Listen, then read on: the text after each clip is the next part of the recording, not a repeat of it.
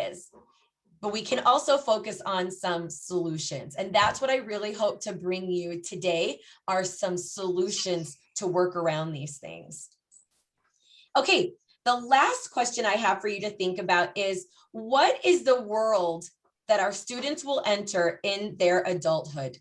What does that world look like that they are going to? I like how it was already said, citizens of the 21st century, right? And as you think about this world that our students are going to, I don't want you to think of it as a world that we're not a part of. It's not a separate world. We don't have to get in a spaceship and go to a new place. We are actually part of the world that they will enter. The difference is, have we looked at those skills? Have we looked at what the world really looks like? And I find that for people who are stuck a little bit with upgrading their practices, it's because they haven't considered this one question, the one that I just asked you. What is the world that our students will enter in their adulthood, right? Think about that first grader. What are some of the things that we can anticipate that they will see? Our 12th graders, our 10th graders, and this is not exclusive to typically developing students. Our kids with multiple disabilities, what is the world that they are going to? So I saw a quick answer right there, hopefully one that is more accepting and understanding of differences. Yes. I'm also hoping that our world is more about inclusion than exclusion, because even sometimes in our own field, we are very exclusive instead of inclusive. We need to embrace coming into what general ed is doing. We need to be part of the world that they are. We still kind of operate with a little bit of separate but equal, a little bit.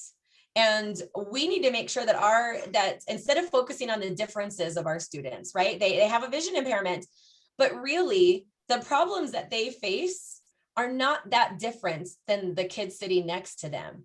The main differences are our kids might need it in larger print or in Braille when reading about it, but they're still experiencing the same things.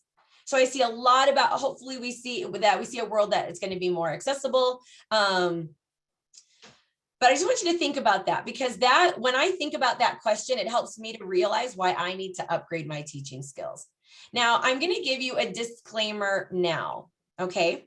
And I'm going to do a quick stop share, and then I've got to get out of my presentation. Otherwise, I will just lose track of time, and I have promised I will not do that. Let me tell you something. 10 years ago, I was a great teacher, right? 10 years ago, I was awesome. But the skills and the activities that I was doing 10 years ago, before I just repeat that with students now, I have to stop and say, am I teaching it really the same way that they need it to be? Have I upgraded here? So when I'm asking everybody to upgrade their skills, I'm not saying it because you're a bad teacher, right? I was awesome. And in fact, let's just give a little love here. How many of you guys were awesome 10 years ago, right? Digital hands. If you were awesome 10 years ago, go ahead and do it. Who was awesome? I was totally awesome 10 years ago as a teacher, right? Go ahead, own it. I see a few of you doing it, not very many. You can own it, say it, you were awesome. But what we were teaching for students 10 years ago has to be different than how we're teaching now. Okay, some of you weren't teaching 10 years ago. Okay, 5.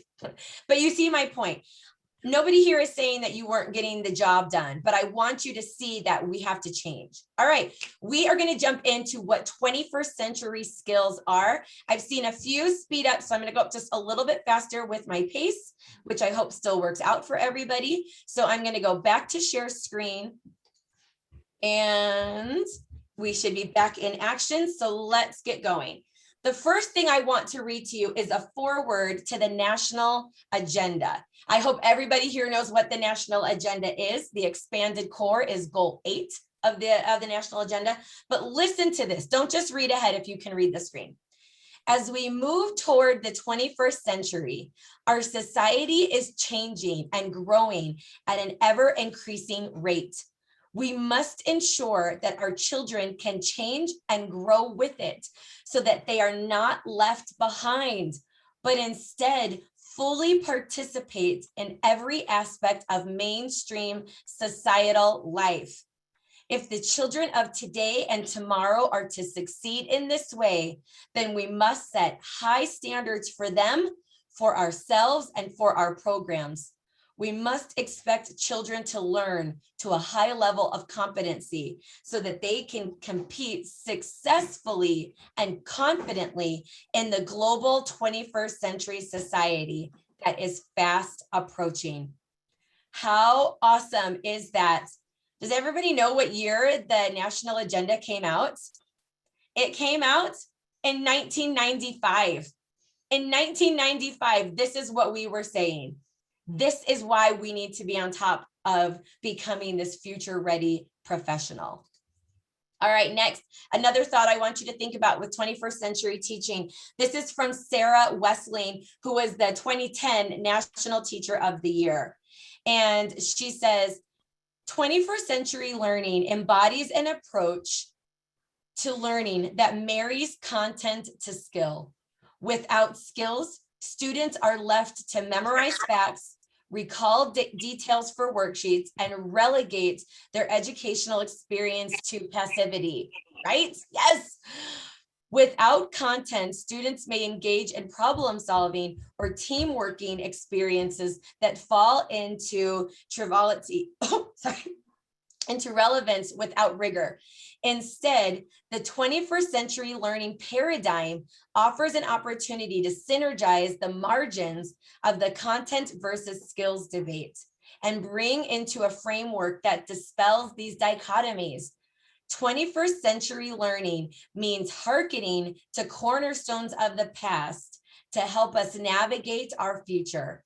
Embracing a 21st century learning model requires consideration of those elements that could compromise such a shift.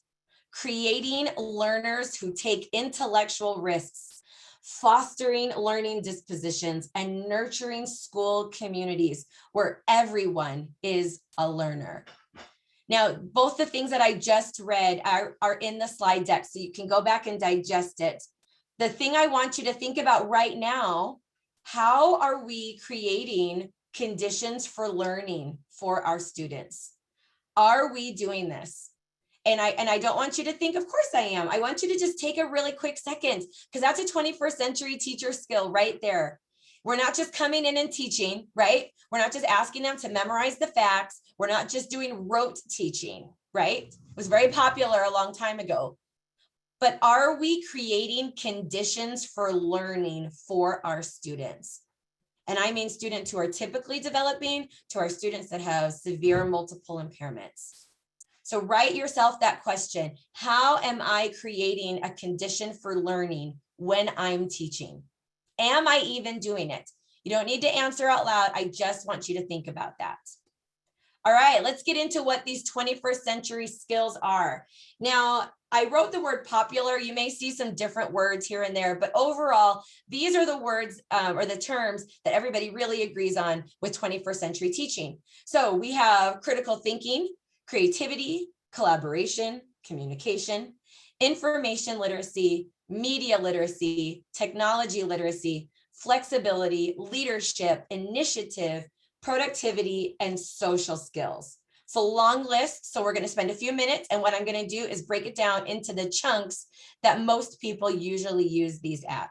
So I'm going to my next slide, and I'm starting with something called the 4 C's. So there is a graphic on this page, and it just shows an icon for each of these 4 C's. I will, of course, read them out loud.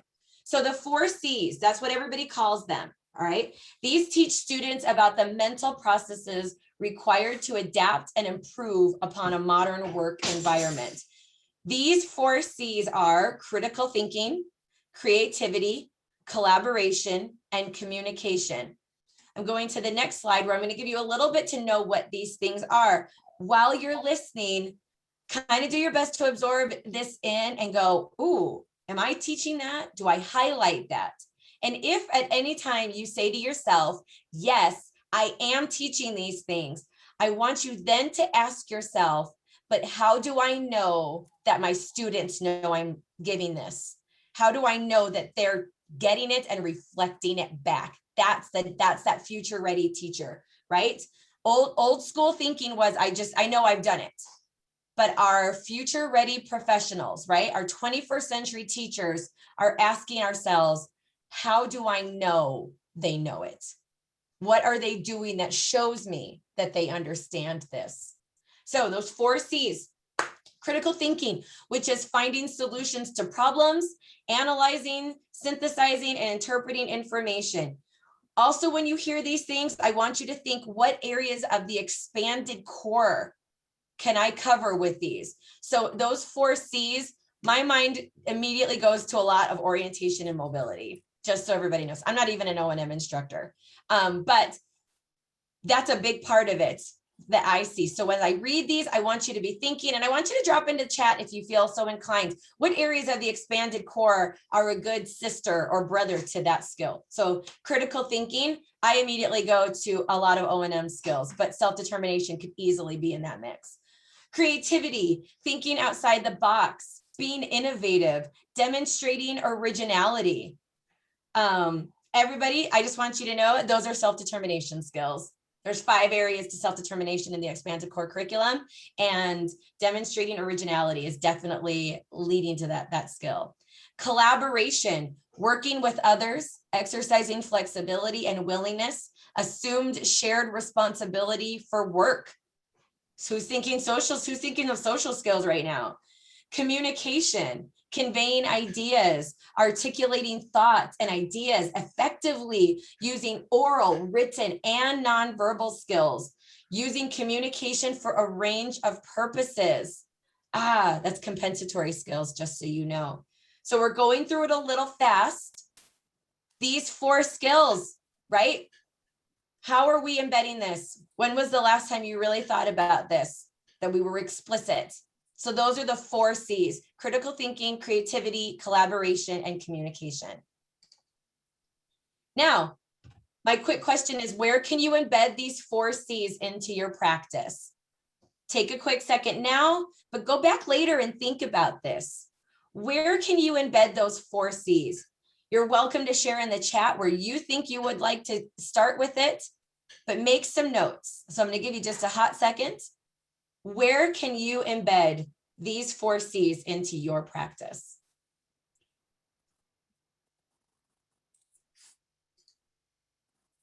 All right, our next one, we are moving on to digital literacy skills. And the literacy skills have 3 parts to it: information, media, and technology. So literacy skills focus on how students can discern facts, publishing outlets, and the technology behind them.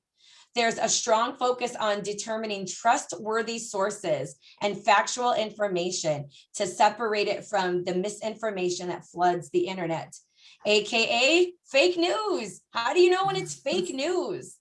There are 3 parts, and I really want everybody to see this because a lot of people focus on the tech part, but it's information, media, and then technology. The next slide is going to give you a little bit more of a breakdown. Let's talk about it. Information literacy. What is this? This is like my #1 new thing that I love, love, love, love teaching. And this is to use appropriate strategies for accessing, evaluating, and using or managing information. Teaching my students, when you hear information, what do you do with it? She said to move one thing to one part. Can I infer something else? Can I move something differently? How can I take this information? A lot of times our teenagers today, not just students with vision impairments, teenagers today are literal, right? Who here has a teenager? You've asked them to do something. They didn't quite do it. You wanted them to do a little bit more, but they say to you, well, you didn't say to do that. You told me to just do A. And they didn't even think about B, even though B is right there staring them in the face. Am I alone on this?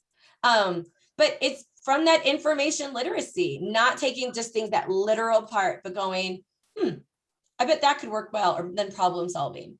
All right, media literacy, to understand the messages being conveyed, how those messages are constructed, and for what purpose. The next one is technology literacy, to choose and use appropriate technology skills. I can't go down a rabbit hole talking about this, but I will make sure I say one thing. All of our students need to be fluent on a laptop. There's a lot of great tech out there. My Braille note is right next to me, but I need to make sure that every one of my students can use a laptop first and foremost, that they can interchange between their tech, whether it's an app, whether it's just using VoiceOver, that they can use different things to accomplish different tasks, that I've built their tech fluency and not just their assistive tech fluency. Do I make sure, or have I made sure that they are also digital literacy, right? That they've got those skills, that they know the difference between a Microsoft document and a Google Doc, that they can go between these platforms. Do they understand the difference between a PowerPoint and a doc and why we would use them? So digital literacy, technology, and assistive technology. It seems overwhelming, but we can teach it together seamlessly, I promise you. So my next question, where can you embed your digital literacy into your practice? Something I want you to think about. Where can you put those in? The last of our skills are the life and career skills. And again, as I share this with you, I want you to be thinking, what areas of the expanded core curriculum does this marry well with? Where can I put this into my practice? The life skills are often, you can put them together in an acronym called FLIPS, FLIPS, because these skills stand for flexibility, leadership, initiative, productivity, and social skills. So the FLIPS skills, or the life skills, take a look at tangible elements of a student's everyday life. And so we also look at their personal and their future professional qualities. I'm going to kind of go through some quick definitions. So flexibility. Have we taught students to deviate from plans as needed, right? Or that they can do it? How many of you have students that really struggle with that there's no way that they can do that? So again, how do you work on their flexibility? Second, leadership. Motivating a team to accomplish a goal. So again, that's front group leadership. This is what I tell my students. You might be the leader in the front, but you might also be back group leadership. And this is when you are making sure that things are happening behind the scenes, right? Teaching our students, it skipped ahead, to be a team player. So flexibility, then leadership, initiative is our next one. Starting projects, strategies, and plans by themselves. How do we get in there? I'm going to tell you, it's a lot more effective for me to do backwards chaining with a lot of students, because that very first step is difficult for them. But once I've done a lot of backwards chaining, I need to start with that frontwards chaining, or that forward chaining, so that our students really learn what that first step is. I'm sure I am not alone right now when you can identify 5 students that really struggle with the first step. How do I get started, right? They don't know this. So in case you don't know, they don't know a lot of times how to get started. So how can we help them learn that first step and to identify the skills of finding the first step? Next, productivity, maintaining efficiency in an age of distractions, right? Notifications, pop-ups, choosing even between 2 good things. But how do we start teaching our students about being productive? Are we asking them to be productive? Some of you might even be thinking and going, holy Hannah, I don't even know if I explicitly say these things to my students.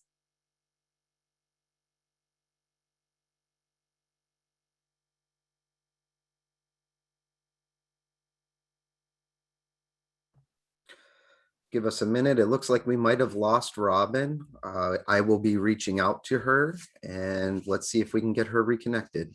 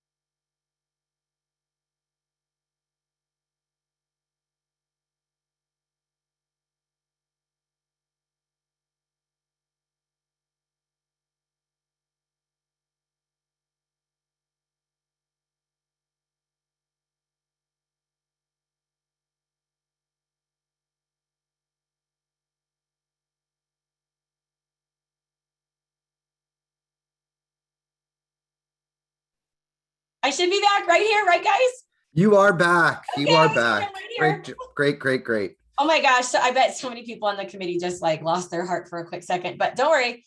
I'm We here. got you covered. Good job. Okay, we're good. We're good. Okay, we're back in action. So I'm just gonna go right where I left off. I'm gonna go back to share screen and I'm gonna go back to my presentation, which everybody should see. Doing good. Okay, great. So we were ending with social skills and how it completely mirrors right to what social skills from the expanded core are. So those are our flips skills. So of course, I'm going to give you a quick second and I want to know, where do you think you can embed flips into your practice? Where can you embed these skills? All right. Now we're going to move on to part 2, but before we do that really quickly, I'm going to just do a quick stop share. I'm going to open back up the chat because I'd really love to see some of your thoughts as we talk a little bit about how do we use these 21st century skills, right?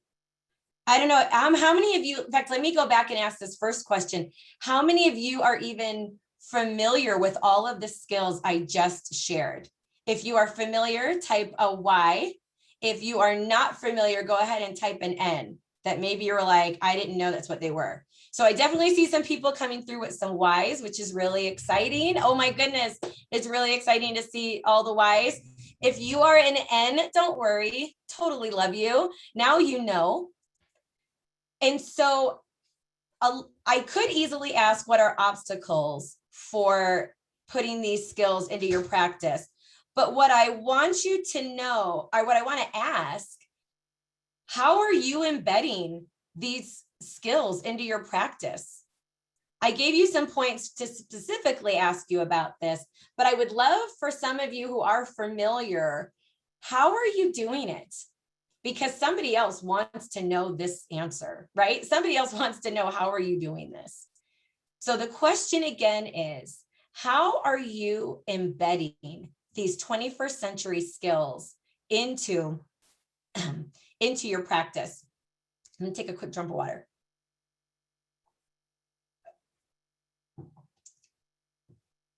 So I'm kind of gonna wait to see what some people say, but I'm gonna tell you some easy ways that I do it. And it's kind of a repeat of something I just said earlier. Explicit instruction.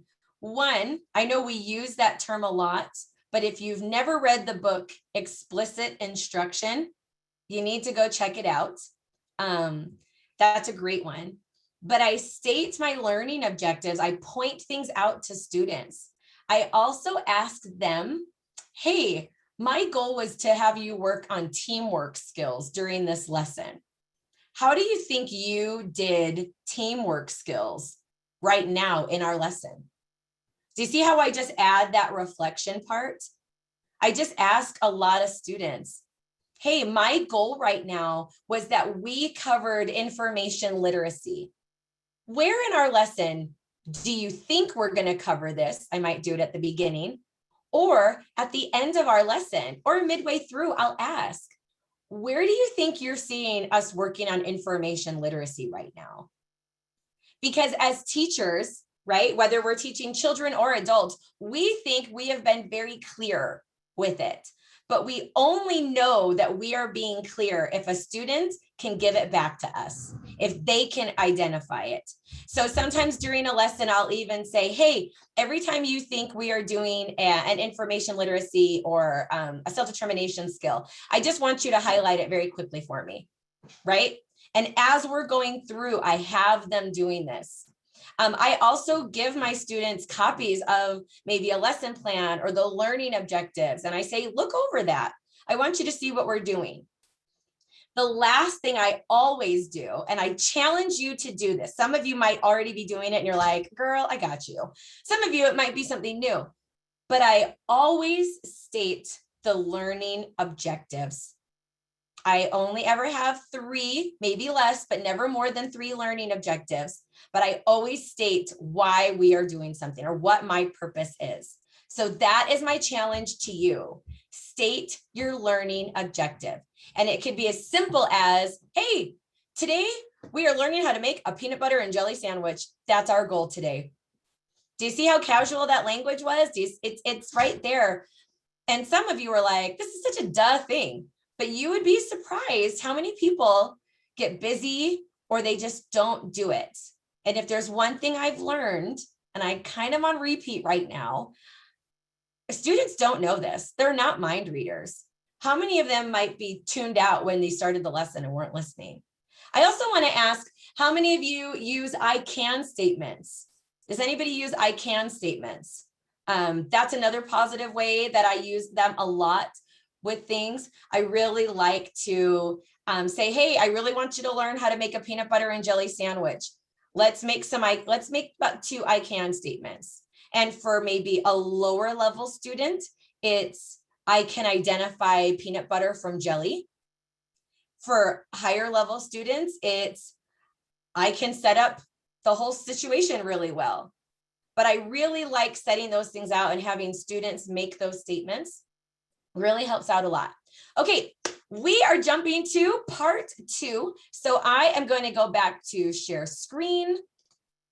And when I was coming up with this part, I'm just because one thing, it would be great if I gave you a list of like 10 things to do. But the reality, and especially as I just heard from all of you, time restrictions, financial restrictions really weigh into things. So I'm really just going to share with you 3 strategies that don't require a lot of money, don't require a lot of extra things, and it's something that everybody can do. So as we move to part 2,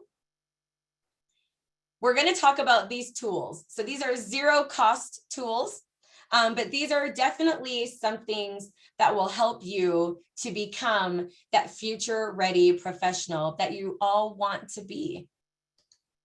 All right, so first is our self-check. And I want to know, how are your expanded core instruction skills? Are you intentionally teaching it? How do you know that you're doing it? Just take a quick check and ask yourself. The next thing, I want to know, okay. And you don't have to answer this out loud, but I do want to know, how many of you know all 9 areas to the expanded core curriculum by heart? If I were to put any one of you on the spot, who could do it? I just did a quick stop share. Don't worry, I won't put anybody on the spot, but how many of you know all 9 areas? That's something right away you should have. Now, I want everybody to know I carry around a binder that has all of my assessments, my cheat sheets. I keep a lot of things there for my expanded course so that I have it right away.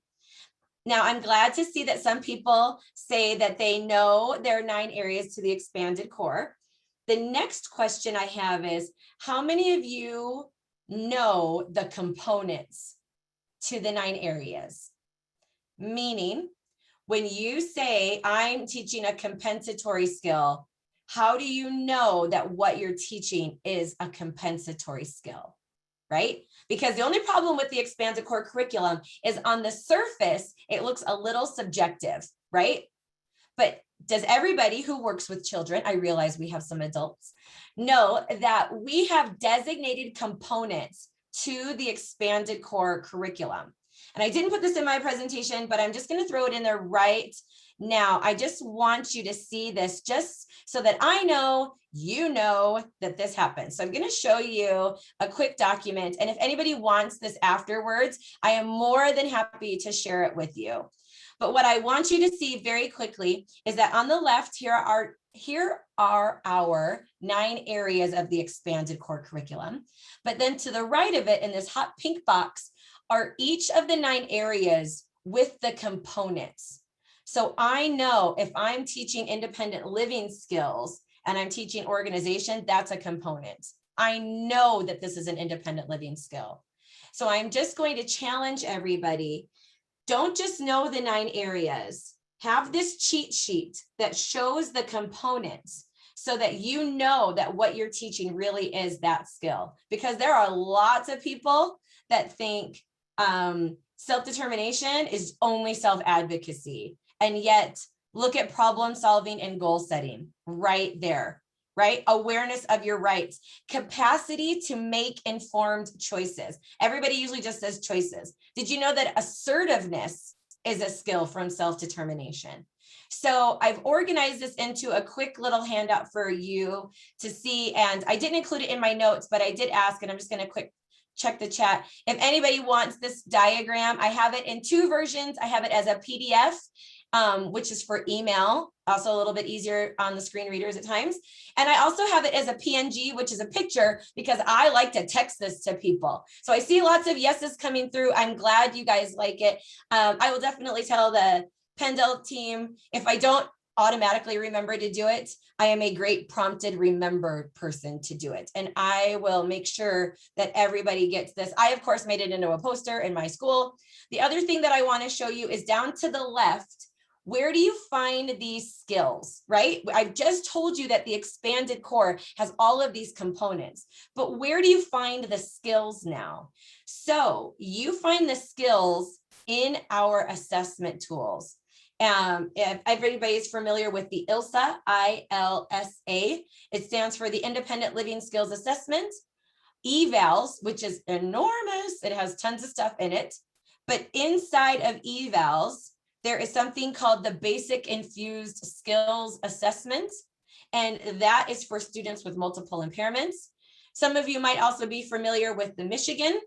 The Michigan has many of the skills, right? We have the components and we need the skills. So again, we have our expanded core areas. Now, what are the components? And then how do we find the skills? So when we say we're teaching expanded core curriculum, make sure you're including all 3 parts: the area, the components, and the skills, so that you know you are explicitly and intentionally teaching the expanded core. All right, I'm going to jump back to our presentation very quickly. I will definitely make sure that everybody gets a copy of this. I'm going to go back to share screen and move on from our self-check. All right, tool number 1, know your object before you fix it. I hope that makes sense out loud. I wondered about that when I wrote this, but I'm going to give you some examples. When we talk about being future ready, what does that really mean? A lot of people think we need to get a whole bunch of technology, but I want to share some thoughts from some really interesting general ed partners who give us some great thoughts about this mindset of 21st century teachers. The first one, this is Janet Ilko. She's a teacher consultant at the San Diego Area Writing Project. And she says, it's impossible to know exactly what the future looks like unless you're clairvoyant. We're not, everybody. But she says, instead, her focus is on adaptability and accepting change as technology continues to open new opportunities for students. Don't read on, just wait. So the first thing, that adaptability and accepting change. Are we adaptable? Are we flexible with our teaching practices, right? Or do we say, no, we have to teach it this way? Sometimes we do, but still, are we adapting it? Then this is what I really like. She says, what we focus on in being future ready is the idea you're consistently getting ready. And I don't know about anybody else, but I loved that phrase, consistently getting ready, that preparation. Are we looking towards that? She then says, it's about your ability to morph into what's going on in the world now, as opposed to how you were taught before. But not only valuing the past, but looking toward the future and what you really want to do. Now, I know somebody has to be thinking, yeah, that's a really great idea, but I have a huge caseload. I'm doing all these things and I'm potentially burnt out. Some of you are in that boat. Don't worry. I'm going to get to tool number 3, and this is what's going to help you. Because I do know that some of you are in it to win it, but it's kind of killing you a little bit. It's crushing you a little bit to keep up on things. Don't worry. I'm going to come back to it. Next part. I really loved this question. Instead of thinking about what device do we want to buy? I want that brand new, brilliant, Braille display, or I want this, I want that. He then says, we try to think about what tools do we have at our disposal And how are we using those toward a more equitable future for the students we serve? And this is Joe Dillon, who's an instructional technologist and teacher consultant at the Denver Writing Project. But I loved that question. What tools do you have at your disposal? And how are you using them toward a more equitable future for your students? So high tech is great. What about low tech? What are we putting in there? What's available? The real question is, I want you to give a quick thought. How are you using the tools that you do have? What is it? And these 21st century skills, problem solving, goal setting, they're free. So the tool doesn't always have to be about the device. Teaching problem solving, I can't stress that one enough. Information literacy, those are tools that you have at your disposal right now. Next, while an employer today might test a prospective candidate on Microsoft Excel skills, they just as much want to hire someone who can look at data and interpret what they see. Future-ready learning is all about developing lifelong skills that can be applied in multiple ways. So this one is really for our adult students and our younger students. We want to see that these skills, right, these 21st century skills, we can apply them, not just when they're with me or when they're with you, but in different environments. So again, they want to see people who can interpret information. I can't stress this one enough. Information literacy is so critical. And it's also about the art of the right question. How many of you focus on that with students and maybe adults? Don't just say, hey, where is the CVS, right? And we play a game where we ask questions and then I have my students, not me, the students evaluate that question. Was that a strong question? Was that a question that will get you what you wanted? So those, again, all of those discussions that I was just sharing, those are free. Those are all things that you can do. All right, next. And I did at the end of each of these, I put the link right there in case somebody wanted to keep reading. These were some really awesome blog posts that I really loved about professionals who are really trying to shift the mindset. And so I put that link so that everybody can further read with that. Another one, and this was another one that I super loved. Lifelong learning needs to be a thought we are considering. In today's quick and constantly shifting world, 21st century skills are essential. When students are able to adapt to new requirements and overcome unexpected obstacles, they'll thrive no matter where their life takes them. Isn't that true? In today's quick and constantly shifting world, 21st century skills are essential. Expanded core curriculum skills, essential. But when students are able to adapt to new requirements and overcome unexpected obstacles, they'll thrive no matter where their life takes them. We have to have that mindset. A lot of times if a student is walking down a hallway and I'll say, and they're going to a new one, I'll say, hey, what about this hallway is familiar? Or what should always your number one thing to be thinking about is? Are you looking for a landmark? What is it that you're doing? Again, I'm just asking the questions to make sure that my students are actively participating with me. And I know many of you do that, but if you've not thought about it, because when you ran into the school, you had to deal with testing accommodations and other accommodations, I want to remind you, take a second, teachers. In fact, I will even go a step further and say, write your bullet points for how you will create conditions of learning every time you have a lesson. Meaning, when you start a lesson with a student, you will always state your learning objectives. Are you tired of me saying that yet? You will always check for learning. How will you check for learning? You will always do certain steps. Put that on a sheet of paper, large print, put it in Braille. I don't care how you do it. Laminate it, use permabraille, right? Whatever you want to do, but use it for you. Because the reality is you just drove 25 miles, you were just eating in your car, you were doing all these crazy things. Everybody accosted you when you walked into the school because somebody couldn't just hit the embosser switch, right? And then you jump into that lesson. So when you get to that moment, take your pause, pull out that cheat sheet to refocus you. Because I would venture to say most of you enjoy being a teacher and you lose it when you're stuck in that drama.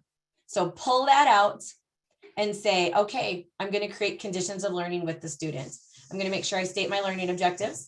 I'm going to make sure that I check for understanding. And when you do that, is anybody else also seeing how you are also creating a predictable pattern for students? You are, because you'll follow this kind of format and they'll get to know that.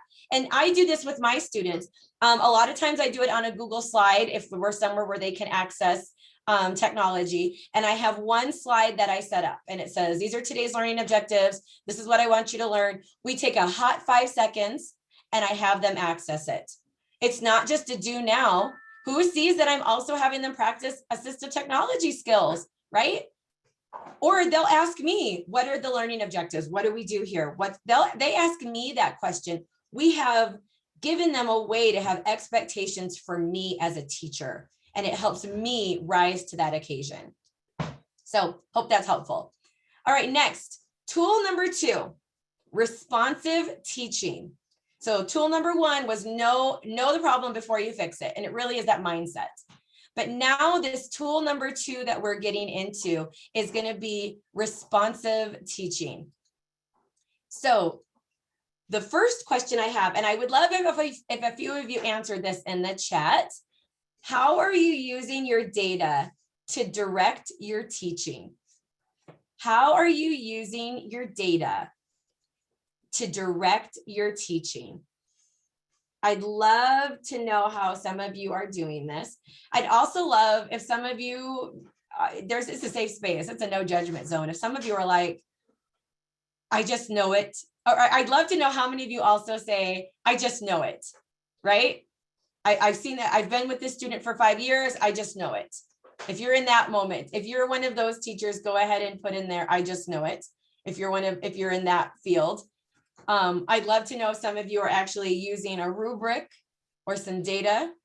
I'd love to know if some of you are not. You just use summative data or summative assessment. I'd love to know if some of you are using formative assessment. If some of you are using formative assessment, go ahead and write formative so I know. Jenna already said, I just know it, right? You just know it. And I definitely do not want to point fingers. Sometimes you just know it. You see it and you know it. But I want everyone to really kind of put some of this in there. Oh, I love it. I think I know it and my data backs up the conclusion. Yes, I love that, right? If you haven't been using rubrics or different types of formative assessments, I definitely would encourage you to use it. I will not get lost into my assessment discussion with you, but I will say if some of you hear the word rubrics and you're like, I don't have time to be writing up all these rubrics, I want you to think of this. I write a lot of rubrics. I teach a lot of similar things. So what I've done is standardized a lot of my practice. I use that rubric on lots of students. It also helps me to go, let me look at my caseload as a whole. I've used the same rubric over and over, and I see that I've got a pattern here. Many students keep landing on a 1 in this area. It really helps me to know this. If any of you are a little afraid of rubric writing, talk with me later and I will definitely help you with it. But I will definitely help you or tell you to know, that wasn't bad. I will tell you to know, oh my goodness. You need data. I know that a lot of you just know it, but if you don't have data, you don't have anything that backs it up. And we need data. We need assessment. We need formative assessment. And I could get lost on a whole other topic about quick and easy formative assessment that you can do with students with vision impairments that translates into a lot of different areas. But I also, I'm watching the talk, but I will let you know, formative assessments help you out so much because Formative assessments help you to stop mid-lesson or mid-unit and redirect your teaching. Too many people wait to the end and then say, well, he didn't get it. Well, what did you do to help you navigate that? Anyways, I'm going to get lost in them. I'm going to keep going. I want to share a few thoughts on assessment, more so than I just did. These are the ones that I plan to say. I want you to know that future ready professionals, 21st century teachers, future fit teachers, whatever you'd like to be called, are responsive teachers. Responsive meaning they are using assessment throughout the learning process. They're using assessment to dictate where they need to shift. A lot of times on skills, I'll write down, these are all the skills, and I code it, more practice, move on, and reteach very quickly, right? So I know immediately where I need to go, how I need to redirect my next lesson. This is a great quote from a really great book that I love called Designing Lessons for the Diverse Classroom. It also works for itinerant teachers, don't worry. Assessment is the process you use to gather information and make decisions about how well your students have learned the skill or concept in your lesson, right?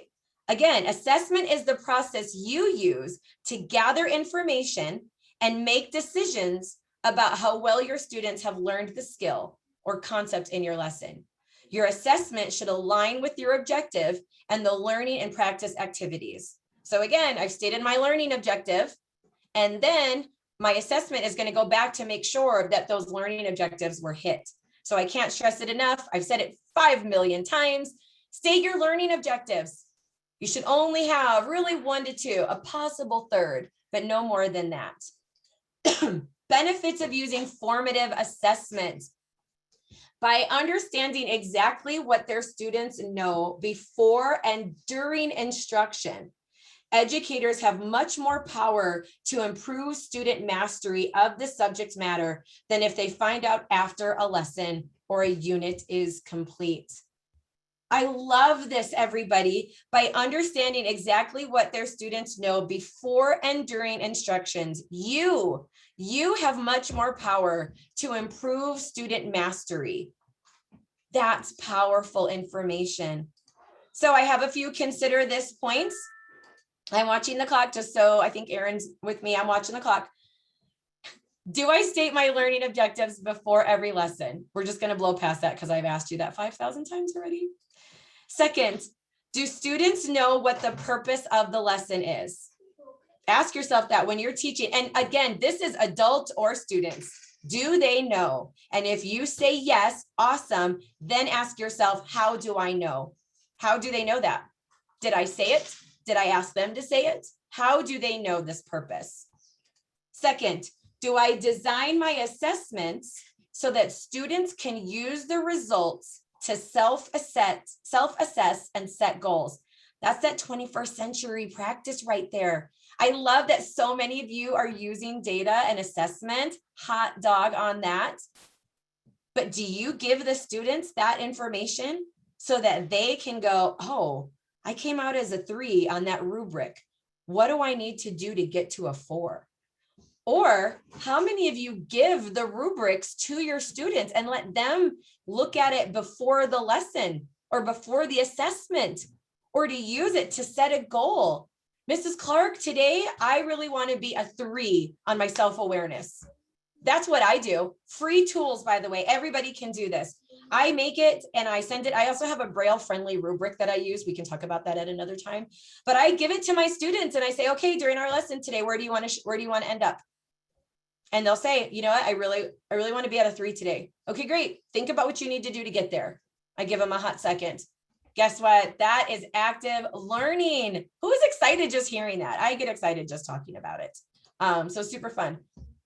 All right, next, the next tool is tool number 3, and this is collaboration. Tool number 3, collaboration. I'm sorry, I'm jumping back to the chat and I see that somebody wanted to know, move on, reteach. Okay, so more practice, reteach, and move on. I'm just going back to that specific question. Reteach means if I were looking at a scale of 1 to 4, they only got a 1. Like we just need to reteach it. More practice means that they were probably at a 3, a 2 to a 3, and move on is when they were a solid 3 to a 4, if I'm using that rubric scale. I also use something called Rate Yourself. I'm going to type that into the chat because it's fun. My students think it's funny. I don't add the R. So it's called a Rate Yourself. I give them a scale of 4, and there's a couple of things, and I can share it later, but I'll say to them, hey, how well do you think you did today? I was a 1. Okay. Do you think that we should reteach that? And I ask my students, and they'll say, yeah, I'd like you to reteach that. Or sometimes they say no. And if they say no, I say, okay, well, what do you need to do? And they'll say, you know what, I just really want to practice this at home. And then I'll say, oh, well, maybe this is more practice then. And we'll talk about this together. So students have a voice in their data, and it helps them be way more aware and active learners. So I hope that that helps you. You can actually go to Teachers Pay Teachers if you've never done it and type in Rate Yourself. And there's a really cool rating system there that's like $2. It's totally good. Totally works. All right. Last tool, tool number 3 is collaboration. And I hope you guys can see that these tools that I've been sharing with you are free. Anybody can do them, and they will definitely help you with upgrading your practice. So collaboration is a big one, especially for all of you that have all of this caseload, all of these responsibilities, no time. I know Pennsylvania and a little bit Delaware. Pennsylvania is a really big state. I know that as well. But digital allows us to be close together, just like this. So if you're not collaborating, you really need to think about it. And I'm going to give you some ideas about this. So collaboration with colleagues and students help you become a future ready professional. Why? Now, I know many of you are going to read on, please don't, but remember how I was just sharing with you about how my students evaluate themselves and use it to set goals? I'm collaborating with them. And I tell them, I use that word. I say, hey, let's collaborate on how we're going to get you from a 2 to a 3. Or let's collaborate on how we can figure out how we can make this peanut butter and jelly sandwich, anything like that. I use that word and I model, and I have them reflect back to me what we could do. So when I say that we use collaboration, I want you to collaborate with your professionals, and I want you to collaborate with your students as a team. Collaboration provides a safety net. I'm back at the slides. It helps you catapult your thinking and develop ideas that may seem crazy at first. I have plenty of those. Collaborative learning has been shown to not only develop higher level thinking in students, but boost their confidence and self-esteem as well. So a few things that I want you to consider. Number 1, how many of you have students with similar interests or skills on your caseload? How many of you have similar people? I use educational technology and I connect them. I say, oh, I've got 2 students that really love football. I don't know. I just picked something. Great. So what I will start doing is, instead of always teaching them individually, I will connect them. We'll use FaceTime, we'll use Zoom. If they're close enough to meet up for an activity, we'll meet up. Or I will develop a lesson on a Google Doc, and I will have them help collaborate on it to write the lesson. They both want to learn how to do X skill, right? They both want to do it. Okay, well, I'm going to give a learning objective, and then how do you think we should accomplish that skill? And then I'll have both students work on that document. Has anybody ever done that before? And I don't want anybody who works with adults to think that that's just a kid skill. That's a great adult skill, because how many people in the workplace have to work off of a collaborative document? So you could totally do this with adults. Second, have you tried to learn a new skill or implement a new strategy by yourself and got stuck? Has that ever happened to you before? It's happened to me in my Braille note lessons, for sure, right? So when you have a partner that you can collaborate with, when you get stuck, you have somebody else who can watch the same YouTube video with you and figure it out. So easily in your school district or in your teacher group, however you're grouped where you are, send an email to your colleagues and say, hey, I really want to work on screen readers so that students can access YouTube. Who here wants to develop a lesson plan with me, right? So one, maybe an AT person will jump in and say, I could give some tips, but so that we don't burn out the AT person, 2 other teachers could join that collaborative circle. And you guys could all develop a unit on accessing YouTube with a screen reader. And then as you've all built this lesson together, then you could individualize out some specific things that students need. I also tell people, build your data right there, build your assessment, build your assessment right there. Everybody build a rubric. And I make very simple rubrics, but I definitely want you to think about this. You guys are not all teaching something so unique that nobody else can help you. You probably have colleagues that are teaching very similar things. O&Ms who are teaching about going to a grocery store, right? Okay, great. O&M number 1, you're going to teach about going to a big box store. O&M number 2, would you put together some ideas about navigating down an aisle, right? It just breaks it up so that it's not all on your shoulders. Okay, I'm at 8:20 in Utah. I am almost done. Time check, just so everybody knows. Which takes me to the last thing. How do you create a collaborative practice with colleagues? I just mentioned a few ideas. Whether you're a Microsoft 365 or a Teams area or agency, or you can use Slack. That's something that my team does, as we're all on Slack. It's free, it's accessible, and we have different channels, and we can all communicate with real questions. It's very easy to use these collaborative workspaces to like share dumb jokes. I'm going to say don't do that so much. On my team, we have to cover the entire state of Utah. We're all in different places, but we all work together in these documents. We meet up once a week. We have an agenda. We learn a new skill, or one teacher teaches the rest of us a new skill. I could go on and on about different ways of collaborating. What I'm hoping I've done is I've lit a fire to you thinking new ways. So if you are thinking, I'm alone, we've got these time issues, I can't get to everything, try these 3 points and save them as units. If you can use Google Classroom, I use Google Classroom for students all over my state, and they access that information. I host a digital literacy class, and I have students from lots of teachers' caseloads that come to my class. So teacher 1, could you teach something about digital literacy and work it out? You know, there's always that little workaround. Could 3 students from another teacher's caseload join your Google Classroom? And then that teacher supports them? You would be surprised how much you can really do with collaboration with colleagues and also with students that really help you with upgrading your practice. And when possible, I always have students teach another student. So teacher 1 has a student that can use a screen reader to access YouTube. Teacher 2 has 4 students who are dying to learn this. Teacher 2, go to teacher 1 and ask your student, that student, to help these other ones, because that's a skill for 21st century. Students teaching each other instead of it always teacher to student. All right, everybody. I put at the bottom my contact information, my email. If you are on social media, use it for some great things. It's not just for dumb things. Use it for lots of fun things. You can follow me at 9 More Than Core, and that's the number 9 More Than Core, because there's 9 areas to the expanded core curriculum. If you follow me on Instagram, you can see what I'm teaching.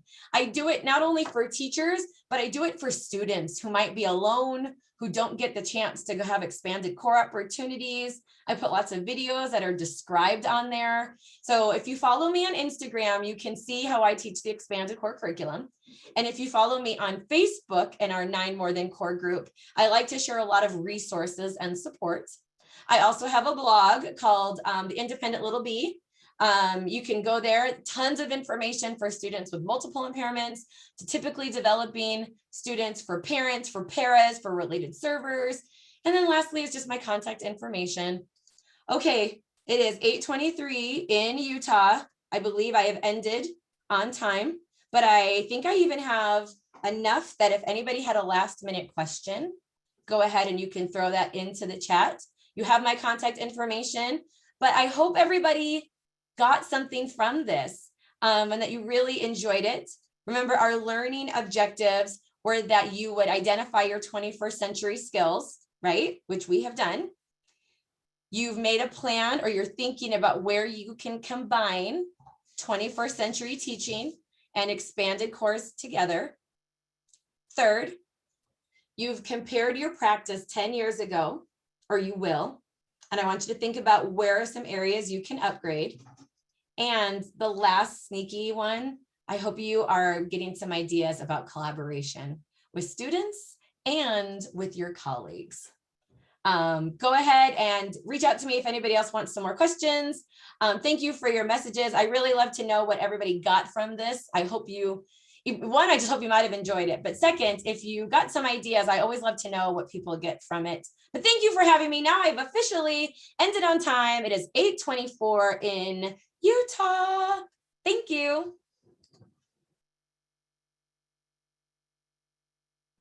I don't know who I'm turning it over to. So that pauses me saying somebody else should be coming on. I don't have my script from Mary Nell. Who's taking it? I've got it. Thank you, Robin. Just checking. No problem.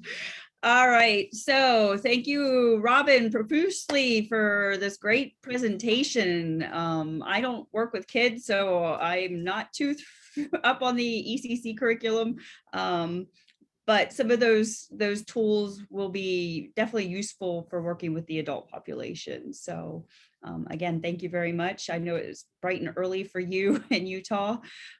So with that said, we are going to take a 15-minute break and come back about 10:45 for the Pendel AER business meeting.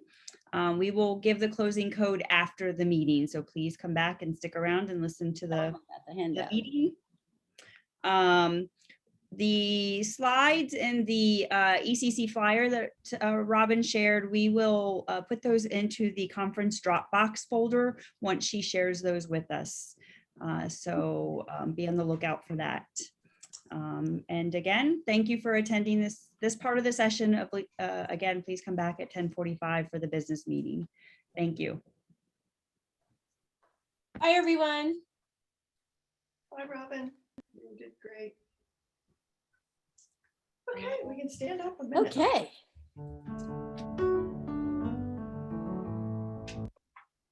She was dynamic. Okay, so who should I email my other handout to? Hey, Robin, if you want to, you can either email it to me.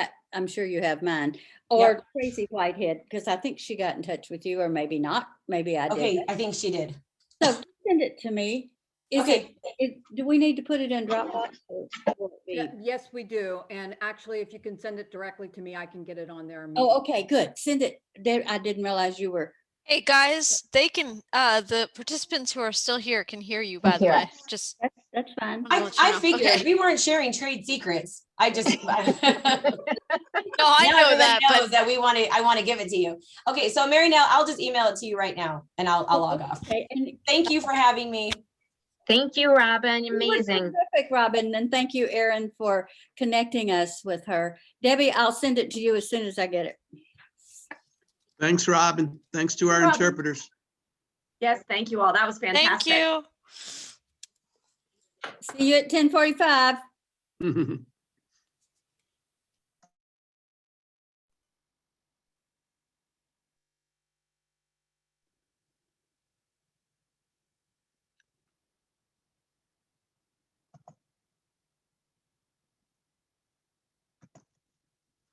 You staying on, Holly?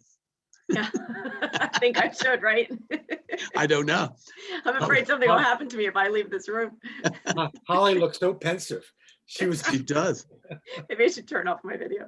Well, she probably thinks there's some participants still watching us, so she's trying to be professional. That's right, at least for now. That was terrific. Very She good. was great.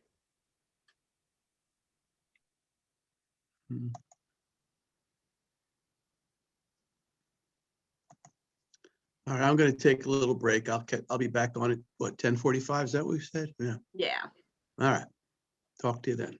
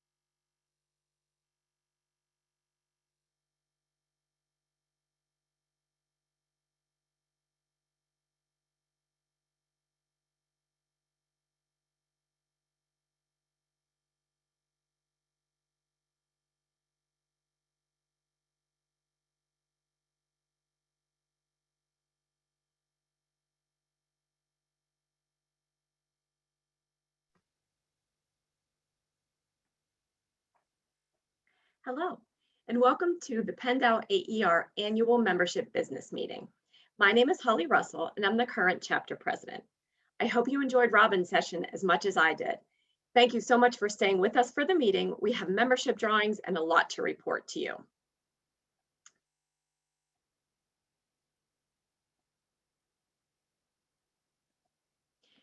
The slide on the screen shows the agenda, which includes welcome from the chapter president, introduction of the board members, officers report, old and new business, and committee updates. With the next two slides, I'd like to introduce our board members. I would also like to thank the board and committee members for working overtime in this past year to bring quality professional development activities to you. Our PennDOW chapter of AER has really worked hard to continue to serve our members, especially in this past year. The PennDOW AER officers are me, Holly Russell, President, President-elect Aaron Weaver, past President Angela Humberton, Secretary Melody May, and Treasurer Vince McVeigh. The directors at large are Jean Aaron, Nancy Ashley, Barry Dobbins-Beck, Brenda Egan, Becky Knobb, Greg Lazier, Maria Lepore-Stevens, Carrie Leaders, Mary Nell McLennan, Joanne McNamee, Ashley Papajaz, Lachelle Smith, Tracy Whitehead, and Doug Williams. I will now turn it over to Melody May, the PennDOW AER Secretary, for the Secretary's report. Good morning. Thank you.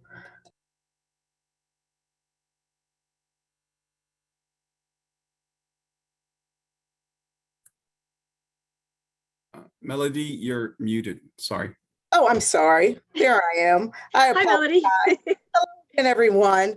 The general meeting minutes for the May 21st, 2020 meeting were posted to Dropbox as well as the PennDOW website. May I have a motion to approve the May 21st, 2020 general meeting minutes? Vince McVeigh, I move we accept the minutes. Brenda Egan, I second. All in favor, vote yes on Zoom. On my reaction. I guess. Some people are doing chat. Yes. There are quite a few yeses in the chat, and there are 4 yeses checked in the feedback section. Thank you, Becky.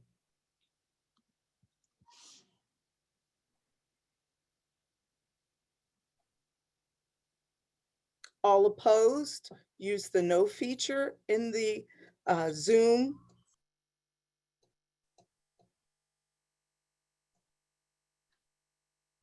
I'm not seeing any no's currently.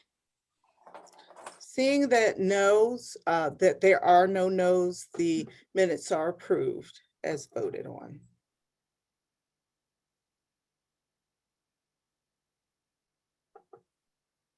And I think back to you, Holly. Okay, thank you, Melody. We're actually going to go to Vince for the treasurer's report. Thank you, Holly. As those of you who are on can see in the slide, our treasurer's report as of March 31st shows a balance of $47,727.45. The cancellation of the 2020 conference obviously impacted our revenue, but we were committed to providing chapter awards, scholarship recipients. So we did have some expenditures this year. The impact of these factors can be seen by comparing this year's balance to the balance at a similar time of $53,474.16. There are a few outstanding invoices that need to be paid, but I would suspect that we'll have about $7,000 lower to work with in the future, but we're still in very good shape and healthy. Thank you. Thank you, Vince. Okay, so I want to talk a little bit about the year in review. In case you haven't heard, PennDOW AER chapter is the recipient of the AER Outstanding Chapter Award. I feel like I can't say it enough. This is a testament to what a wonderful chapter we have. We're so grateful to AER for presenting us with this award. And I'm also so grateful to the PennDOW AER board, committee members, and the general membership. We held a roundtable session in October 2020 so that members could provide insights and suggestions for this year's virtual conference. I'm also very proud of our leadership team, who has been very busy producing a series of webinars. The committee report later in the meeting will give more details. And here you are, also the virtual conference. This slide shows a picture of the trophy that's been presented to PennDOW AER. It is a 12-inch rectangular glass plaque with the words Outstanding AER Chapter Award, presented to the AER Pennsylvania Delaware chapter for its outstanding efforts in providing services to its members. It has the year 2020 and the AER logo, as well as the words Association for the Education and Rehabilitation of the Blind and Visually Impaired. The next slide shows the certificate that was presented to PennDOW AER in 2010. We have actually been the recipient of this award 3 times. We have the trophy and the certificate, and the other one was years ago, and I don't have a certificate, but we actually have received it 3 times, which is amazing. The board of directors, under the leadership of Angela Humbertson and Dr. Rebecca Renshaw, developed a strategic plan with the themes: membership, leadership development and mentoring, advocacy for the field, nonprofit status, professional development and conference, and board improvement. Okay, so let's discuss some old business.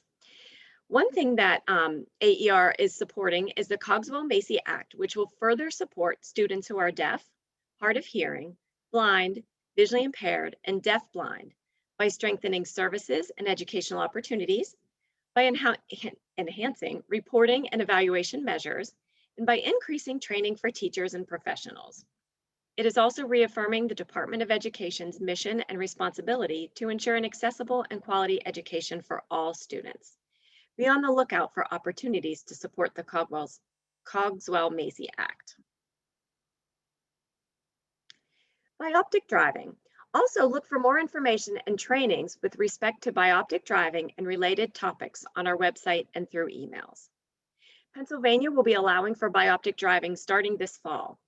For low vision therapists, occupational therapists, O&M specialists, TVIs, and eye care specialists who would like to provide introductory skills related to bioptic driving, you must be validated by the state by participating in several training sessions. The first training session will be on Tuesday, April 27th, 2021 at 7:00 a.m. through Microsoft Teams. If you would like to be added to the training, please email Chris Magaro. The last name is Magaro, and the email address is cmagaro@pa.gov. And I think Carrie Leaders is going to put that in the chat for us. Also, PennDOW AER will follow up with membership emails regarding this topic.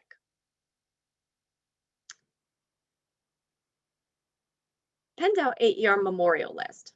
Since its establishment in 1984, AER has continued its predecessor organization's decades-old tradition of publicly recognizing colleagues who have died since the association's last formal meeting.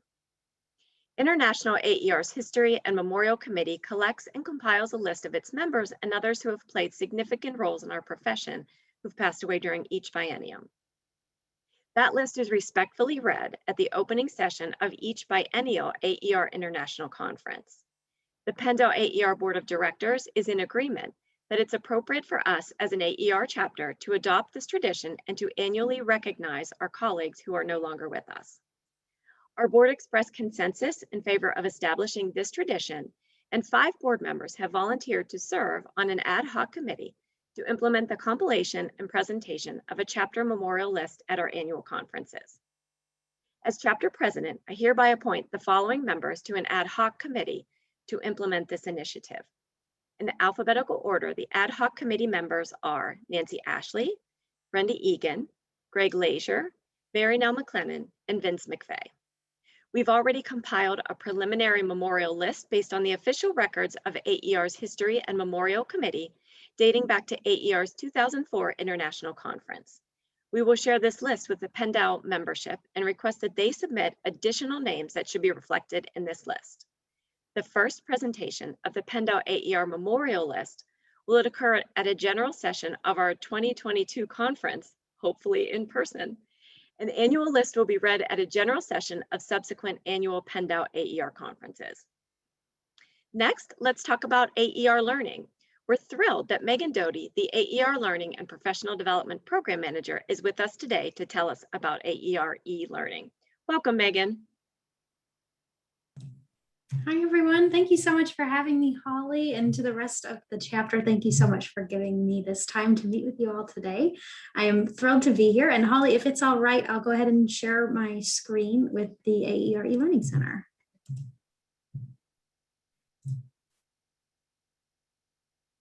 Sure thing.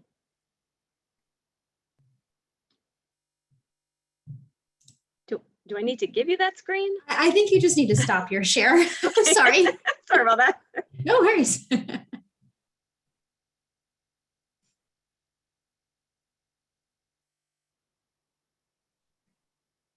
I'm sorry, it's not giving me the option to stop my share.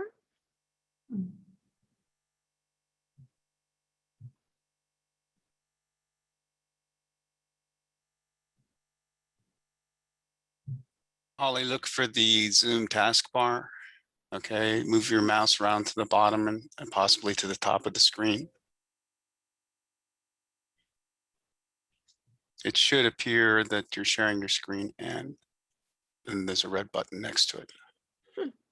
Oh, I see it. I'm sorry. I apologize. I was looking too far for it. Sorry for that. Got it. There we go. Thank you. Thank Sorry. you. No worries. All right. Well, again, everyone, my name is Megan Doty. I am thrilled to be here with you all today to share the AER e-learning center. This is our all-in-one professional development platform. We launched on February 2nd, so it's been just about almost 2.5 months now, almost 3 months. And we've just been thrilled with the response, and we just hope that you all get a lot of good use out of it, that you enjoy using it, and that it continues to be a place for you to go for your professional development needs. So you can access the AER e-learning center by going to aerelearning.org. You can also access it from the aerbvi.org homepage, but you can, if you type in the URL, it'll take you right there as well. Right now, I'm sharing my screen, and it is showing the homepage of the AER e-learning center. As you scroll down through the page, there are 3 main blocks. The first block just gives an overview, a welcome, and there's a quick video here. It's actually pretty much the same walkthrough that I'm going to do today, but if you need to reference that back, you can watch that video there.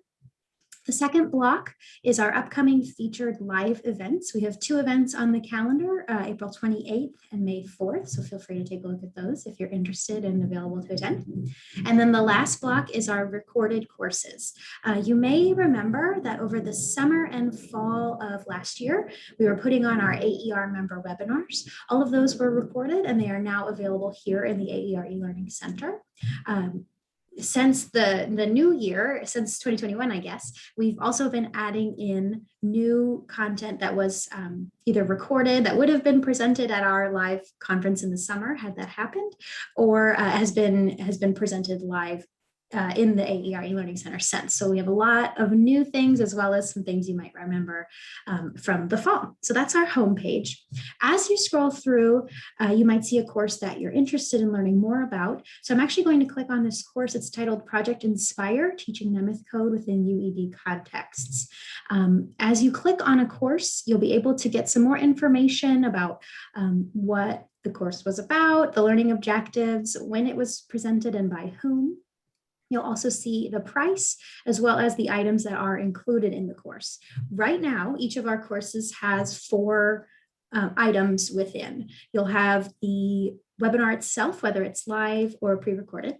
You'll have an assessment. This is either to ask you for the opening and closing codes, or some questions related back to the learning objectives, just to ensure that the learning objectives were met. After that is a quick survey. This actually comes back to me. This is just to see what you thought of the program, what you think of the AER e-learning center as a whole, if you'd like to present in the future, if you have ideas for topics in the future, kind of feedback for me. And then finally, the very important certificate showing the CEs that you've obtained. Now, as a what I want to point out here on this page specifically is that you'll see that there are actually two prices listed. So it says $10 to $25. This is because as members of AER, you receive a nice discount on these programs in the AER eLearning Center. Members of AER receive every course and live event for $10 each, and non-members are still able to access the content. They just pay $25. So right now, since I'm not logged in at all, it's showing me the $10 to $25 range. And then I have a button to be able to purchase. I am going to stop my share for just a moment, and I'm going to log in to the website. The login button is actually in the top right-hand corner, but I'm going to log in right now as my test user. So it'll look a little silly, but you'll see in just a moment. So now I have logged in. You can see in the top right-hand corner is a new button that says test. Anybody else, this will say your name. So if I had logged into my real account, it would say Megan. But my real account has admin access and would look very different. So I have this to kind of do as my test. So it says test right now. I'm going to go ahead and click on test. Remember, this would be your name, and this would show your profile. So instead of saying test user at the top, it would say Megan. This is where you can go to find your activity, any certificates that you've earned, anything that you've purchased, as well as any live events that you've registered for that you can just get started from your profile. The My Activity is really where you're going to want to land if you've ever purchased anything, because that's where you can go to just get started right away. This test user doesn't currently have any items purchased in it, but if you had, they would show up right here on your profile. I'm going to go back now as a logged in user to the aerelearning.org homepage, and now you'll see something a little different. I now have the same opening welcome block with that video, but now the second block, instead of being the events, is called My Activity. And so once I've logged in, I can also access anything that I've purchased, any content that I'm ready to get started right here from the homepage as well. And underneath that, you'll still find the live events coming up and the courses. From here, I'd like to highlight, we have two tabs up on the top left-hand corner next to the tab to get you back to the homepage. The first is events. So in the top left-hand corner, I'm going to click on events. And now the welcome block has changed just a little bit to give more details about upcoming live events that are happening. And you can see as this logged in user, I've already registered for the April 28th event that's coming up. But I can still see our next event is going to be on May 4th. I can also see the past live events as well. Once an event has passed, it's already been presented, it is uploaded as a recording, so you can still catch it. You can still watch it as a recording. If you had to leave early or something came up, you're not able to make it, you can still access it from here. I have to apologize. There is a truck backing up outside of my house, so hopefully you can't hear that. I'm going to go ahead and click on our event for May 4th. This is titled, I Want to Work, Strategies for Developing Work Skills and Increasing Community Integration for Clients Who Are Blind or Visually Impaired.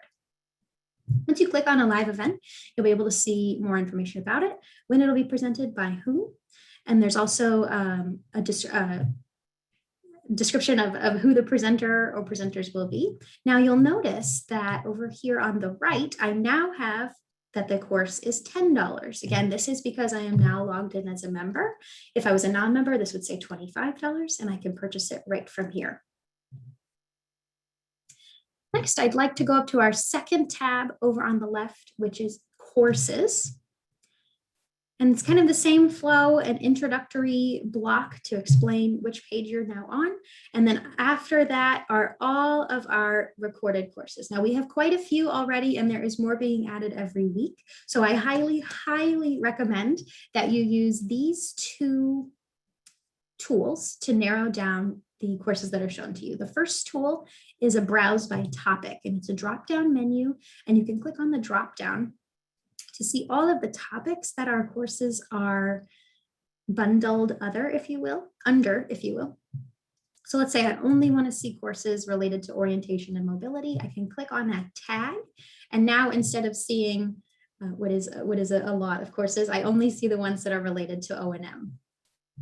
I'm going to remove that tag just for now so that I can show you the other tool, and that is to search by keyword. You can type in a keyword here. I'm going to type in Braille and hit enter. And now I only see the courses that have some kind of Braille content within them. So it really helps to narrow down. And if you're looking for something specific, or if you're interested in finding something related to your exact field, you can do so much easier than trying to scroll through all of the courses that we have offering for you.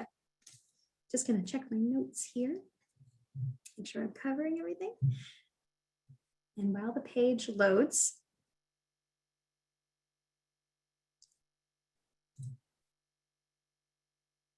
there we go.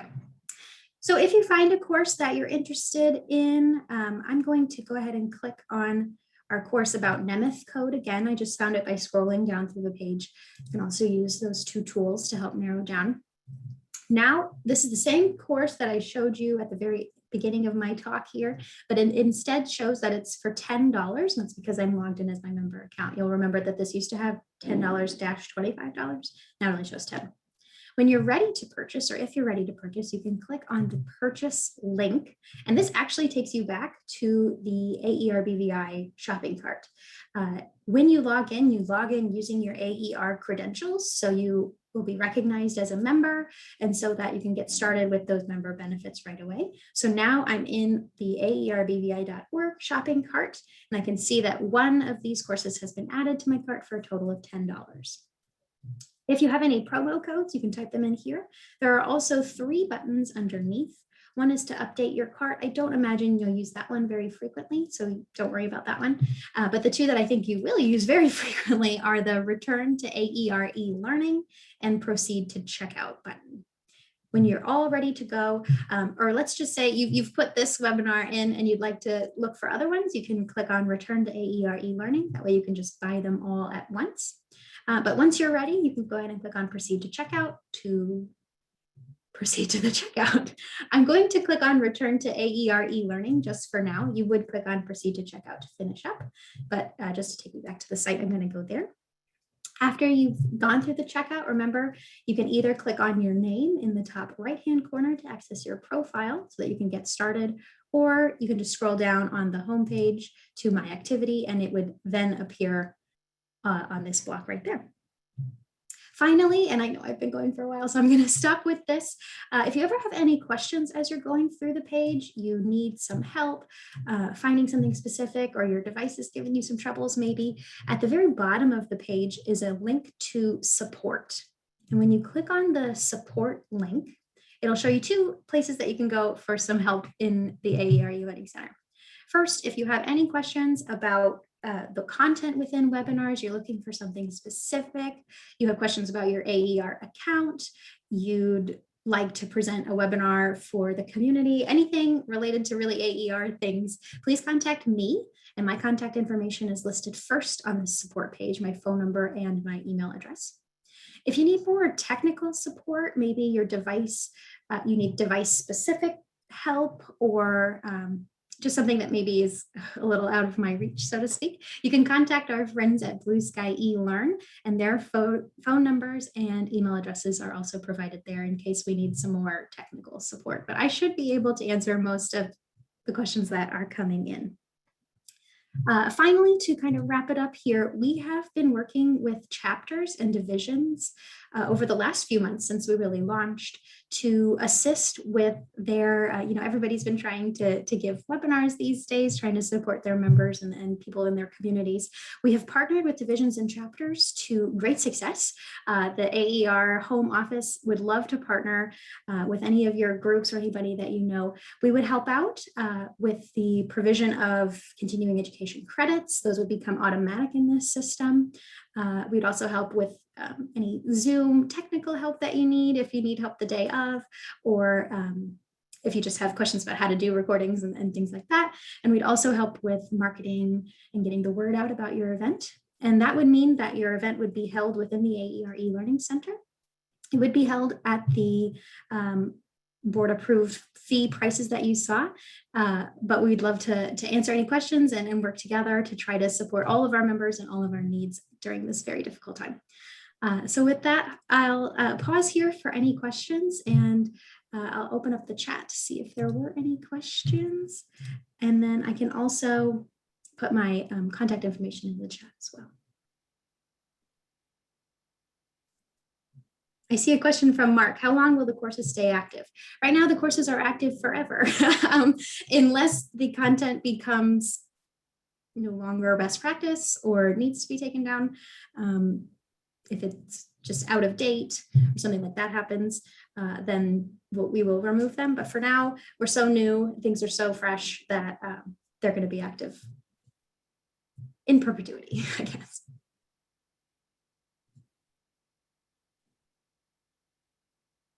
Any other questions, comments, things I can help with?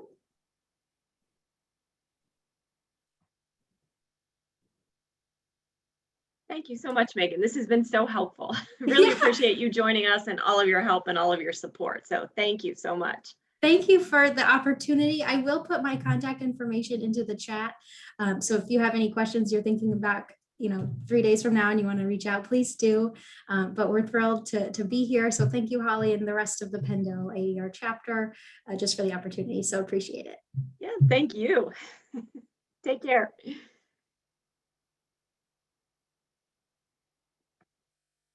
Okay, so I'm going to bring these slides back up.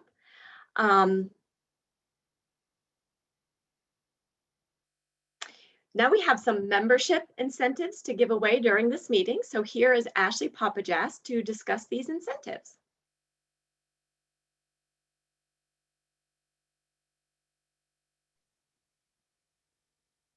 Hi, everyone. Can you hear me? We can hear you. Okay, great. Hi, everybody. Membership is so excited to be able to give away some incentives during the meeting today. So the first series of 4 drawings will be for 4 $25 gift cards, 2 Target gift cards, an Amazon gift card, and a Michaels gift card. The criteria is that you have to be a current member and present during today's meeting. So if you are here, you will automatically be entered to win one of those 4 gift cards.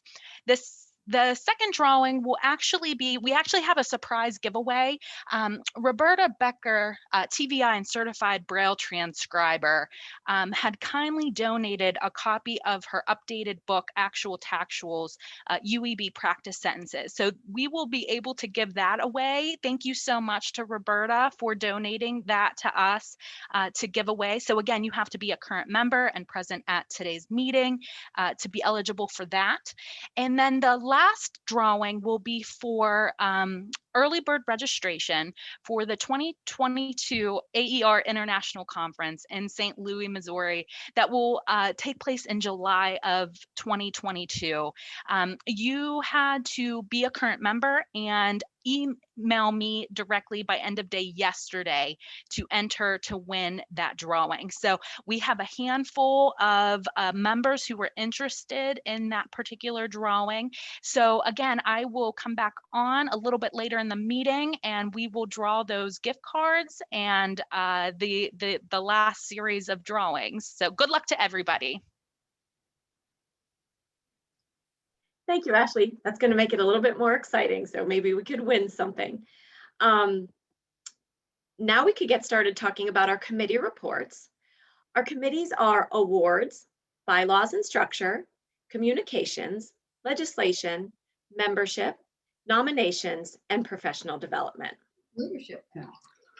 I'll turn it over to Brenda Egan, who will talk to us about the awards committee.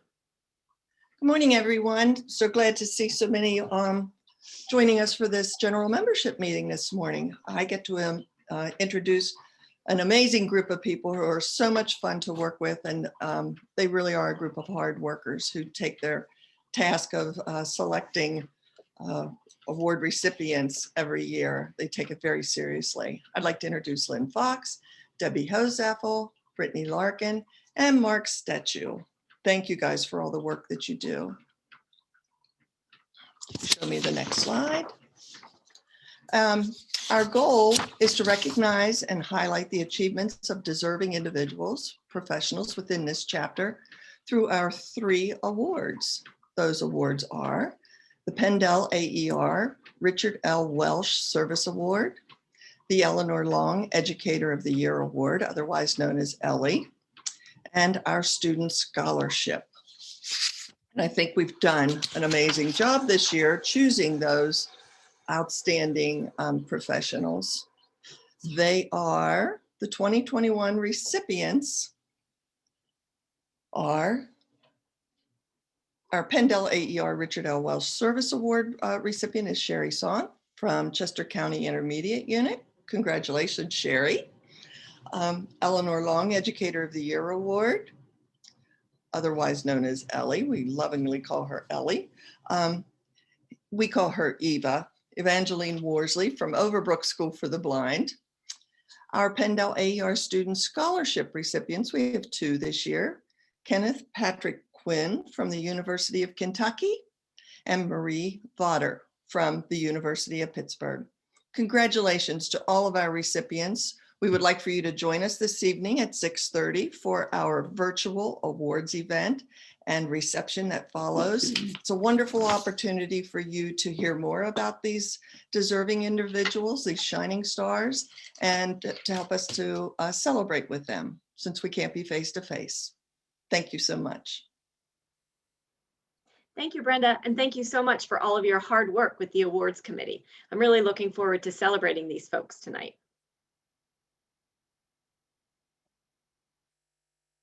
Next, we have the Bylaws and Structure Committee. The members are Vince McVeigh, the chair, John Hoffmeister, Debbie Holsaffel, Frank Ejik, and Mary Nell McLennan. The goal of the Bylaws and Structure Committee is to govern the Pendel AER chapter and all of its meetings by parliamentary law as contained in Robert's Rules of Order. The committee update, there really are no pending bylaws changes at this time. The Pendel AER chapter manual has been updated, and of course, we are using that in the work that we do.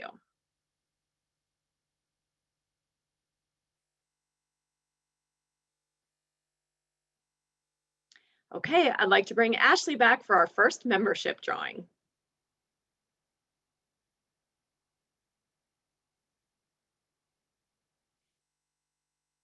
This first drawing will be the Target gift card for $25. Yes. Hi, everyone. Okay, just give me a moment. We are going to do a random drawing. And the winner is Carrie Leaders. Congratulations, Carrie. Carrie, you can email Angela with your address, and Angela, her email address is on the screen. You can email her with your address, and Angela will mail you out your $25 gift card. Congratulations. Thank you so much, Ashley. Congratulations, Carrie. I actually would like to welcome Carrie now, who will tell us about the Communications Committee and all the hard work that they've been doing. I'm like so excited now that I can go to Target. All right. Okay. Hi, everyone. I'm Carrie Leaders, and I'm part of the Communications Committee. It's along with Christine Snellman and Debbie Holsaffel. We are currently the co-chairs of the committee, and Christine and I are learning greatly from Debbie and her leadership as we are going through, the transitioning leadership. So thanks very much to Debbie for all of her assistance. And I'd like to also recognize everybody else on the committee. As the saying goes, many hands make light work. So we definitely all chip in. Nancy Ashley, Mary Dobbins-Beck, Lynn Fox, Marcy Grayboys, Frank Ejik, Becky Knob, Greg Leisure, Holly Russell, Emily Vasile, Aaron Weaver, and Tracy Whitehead. So thanks to everybody.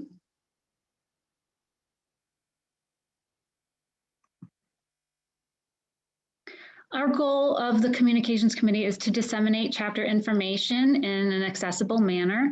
And we've been working hard this year, especially with the pandemic, to ensure that current information is available, accessible, and distributed throughout various media. We have the website, we have electronic files, emails to chapter members, mailing lists, distribution lists. You probably get if you're on listservs, you probably see a couple things come through. Social media platforms, we are currently using Twitter and Facebook. And we've been involved with getting this virtual video conferencing via Zoom going. So special thanks goes out to Patton for all their assistance with that. So that's about it. Thank you, Carrie. Thank you, Carrie, Debbie, and Christine, and all the members of the Communications Committee for all the work that you do.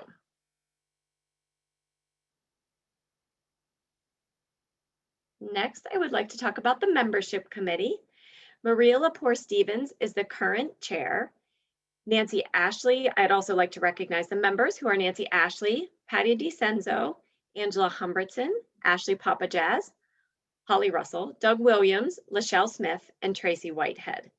Maria Lepore Stevens is the new chair of the Membership Committee, so I would like to welcome her as the new chair, and I would also like to thank Ashley Papajaz for chairing this committee for the past couple years. I would also like to thank Patty DiCenzo for being the first student ambassador. The goal of the Membership Committee is to actively recruit new members and retain current members. As a committee update, there are currently 148 members and 45 lapsed members. I'd like to welcome Ashley back, if you're ready, Ashley, for membership drawing number 2, which is the Amazon gift card for $25. I am. And Holly, thank you so much for your kind words. Thank you again to Maria for stepping up as chair. I look forward to working with Maria over the next couple months to transition all things membership to her. She's going to be a fantastic chair. And it's been such a pleasure serving as the chair for the last few years. It's just been really an honor. So thank you again, Holly. Okay, we're going to do the second drawing for a $25 Amazon gift card. I, just for visibility purposes, am using a random drawing tool from Google. So that is how I am drawing names. All right, here we go. Doug Williams, congratulations, sir. You have won a $25 gift card. Please email your address to Angela and you will get your $25 Amazon gift card in the mail. Congratulations, Doug. Hey, that's great news. Congratulations to Doug, and thank you so much, Ashley. Now I would like to turn it over to Angela Humbertson to talk to us about the nominations committee. Hello again. So I am the current chair with Holly as our co-chairs for the nominating committee. With us on the committee are Brenda Egan, Carrie Leaders, and Melody May. The goal of the nominating committee is to fill director positions in districts where vacancies exist and to select directors at large that approximates the diversity of interests which exists within the general membership.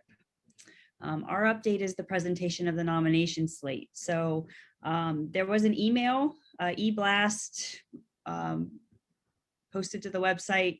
The nomination slate was sent out on April 7th. And the current board members who are rotating off are Brenda Egan and Mary Nell McLennan from the Western District, Tracy Whitehead from the Central District, and Maria Lepore Stevens from the Delaware District. There are no officer vacancies at this time. And for directors at large, that leaves 4 vacancies and 2 open positions. What that means is the bylaws allow us to have up to 20, I believe it's 20, directors or 20 officers and directors at large. So a total of 20 people on the board. So with the 2 open positions, those are positions that have just never been filled because we don't have to have the full 20 people. So that explains that. So remaining on the board, next slide, Holly. In the Western PA, we have Greg Glazier, Ashley Papajaz, Holly Russell. In the Eastern District, we have Jean Aaron, Nancy Ashley, myself, Carrie Leaders, Joanne McNamee, Vince McVeigh, and Lachelle Smith. In the Central District, we have Mary Dobbins-Beck, Becky Knobb, and Doug Williams. And in the Delaware District, we have Melody May and Aaron Weaver. So the nomination slate that was sent out to everybody will have their terms ending June 30th of 2023. And we are proposing Brenda Egan and Mary Nell McLennan for the Western District. For the Eastern District, it's Alexis Morrison is the new student ambassador. This is not a voted position, so we just wanted to let you guys know that she will be taking over for Patty Diacenjo as the student ambassador. For the Central District, we have Tracy Whitehead, and then the Delaware District, Maria Lepore Stevens. And I apologize if I butcher this name. I've been practicing, but I'm sure I'll still mess it up. But Yomi Koya from the Delaware District. So normally at the in-person meeting, we do a call for nominations from the floor. Because this is virtual, we had asked in the email from April 7th that if you had any nominations from the floor, you were to email them to me directly. As of yesterday, or actually as of this morning, I had not received any nominations from the floor. So at this time, I'd like to call for a vote to accept the nomination slate. So if you're, for all those in favor, please either react with a yes or type Y in the chat. If you're opposed, please react no or put no and in. And if you abstain, you can put that as well. And we'll give that a few minutes to let everybody vote.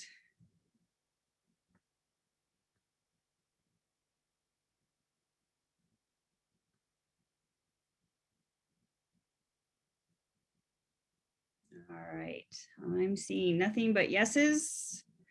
So I am going to say that the motion for the nomination slate is approved. Thank you very much, and we will welcome the new members or the returning members at this time, as well as let them know or let everybody know that their term actually officially starts July 1st. Thank you. Thanks, Angela. And welcome to Brenda and Marinelle and Tracy. Welcome back, I should say. Welcome to Alexis and welcome to Yomi. And welcome back to Maria Lepore Stevens. I'm looking forward to working with all of you.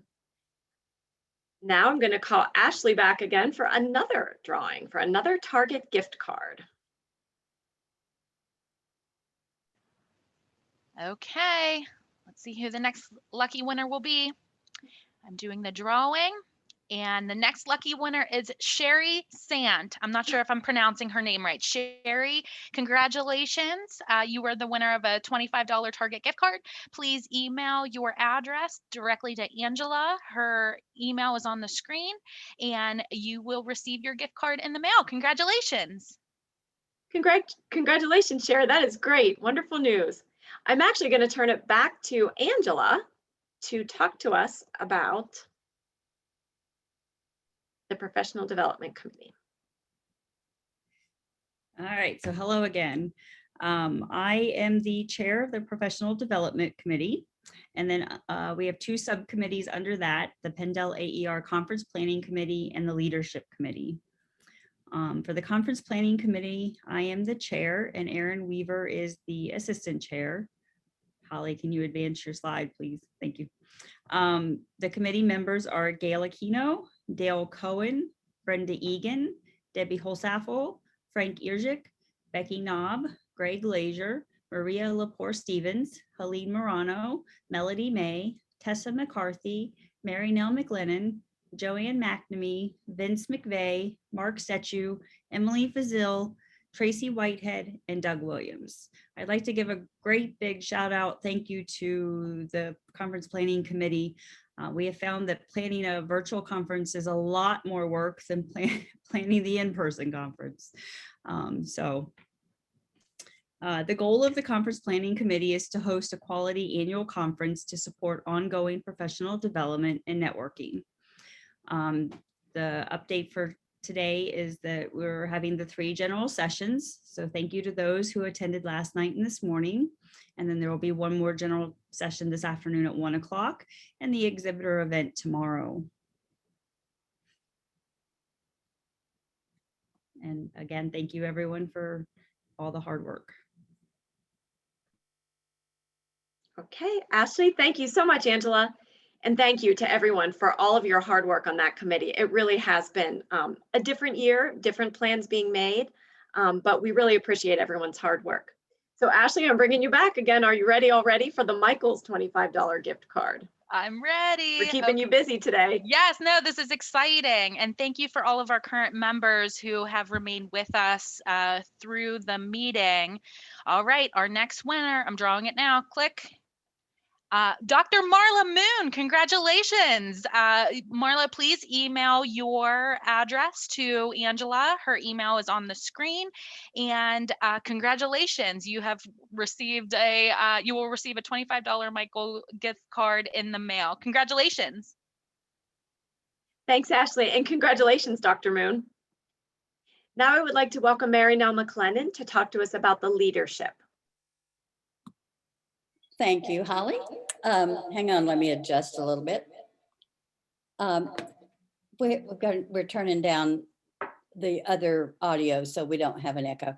I'd like to certainly thank the people who have served on the leadership committee, and it's been a real team effort. And as Carrie said, as Angela said, it takes us all. There are no slackers in this group. The leadership committee consisted of Nancy Ashley, Dale Cohen, Brenda Egan, Marcy Grayboys, Becky Knobb, Greg Lazier, Carrie Leaders, Helene Morano, Vince McVeigh, Holly Russell, Erin Weaver, Tracy Whitehead, and Doug Williams. And what happened, if you remember, we had planned an entire conference for 2020, and it was literally all in place. Everything had been turned over for printing, and COVID happened. So what Pendel had done is initiate an in-person, face-to-face leadership event on the mornings before the conference was to begin at 1 o'clock on that Wednesday. So with that kind of short turnaround, we did not have the time or actually the resources to pull together a virtual conference for 2020. So what we decided to do is look at that leadership event that would have been in person and turn that into a series of webinars. So in the spring of 2020, we worked with Kevin O'Connor, who had been scheduled to present the in-person leadership event had we not had a virus.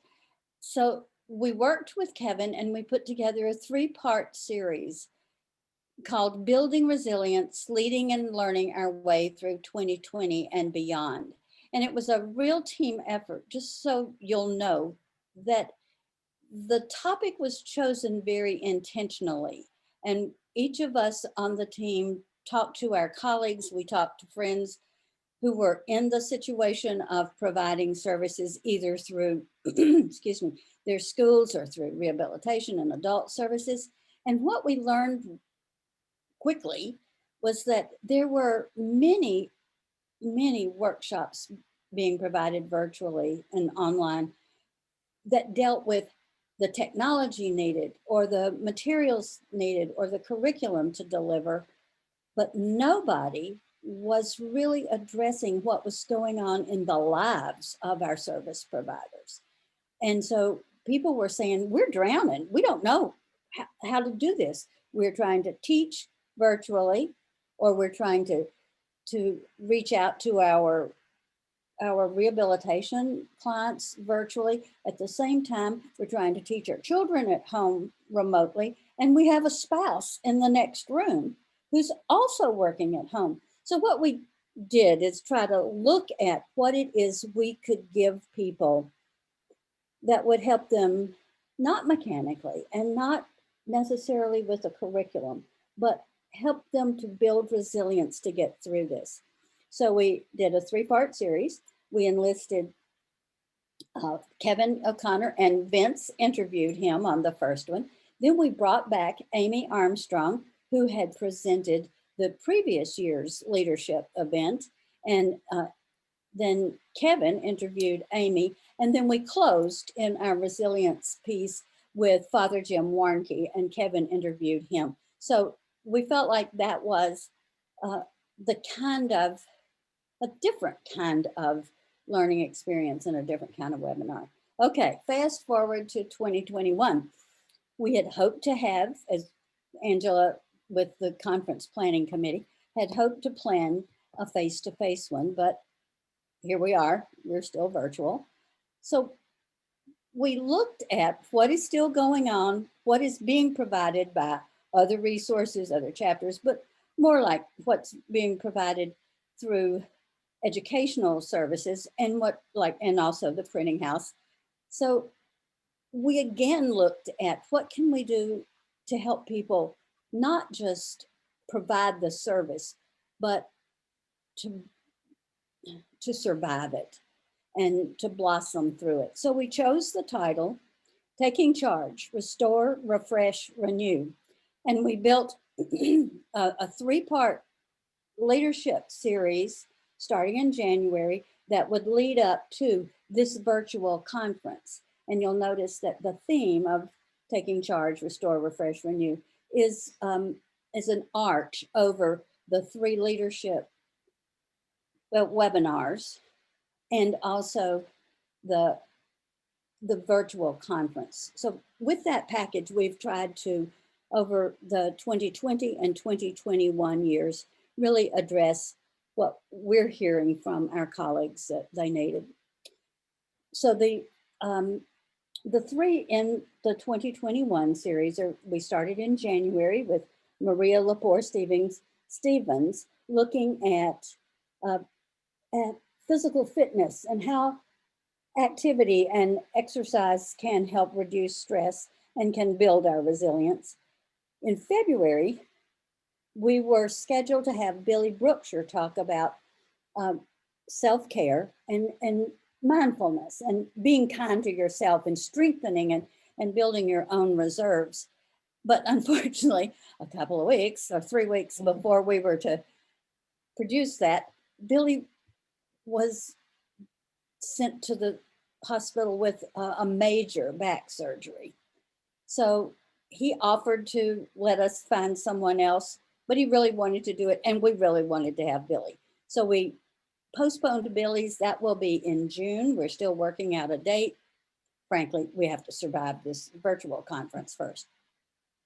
And then we'll have the third, the second unit, which was now be the third one.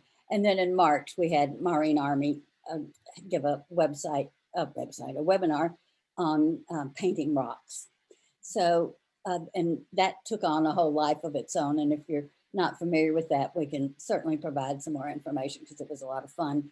And she does have a website for our Pendel Rocks. So that's the leadership report at this point.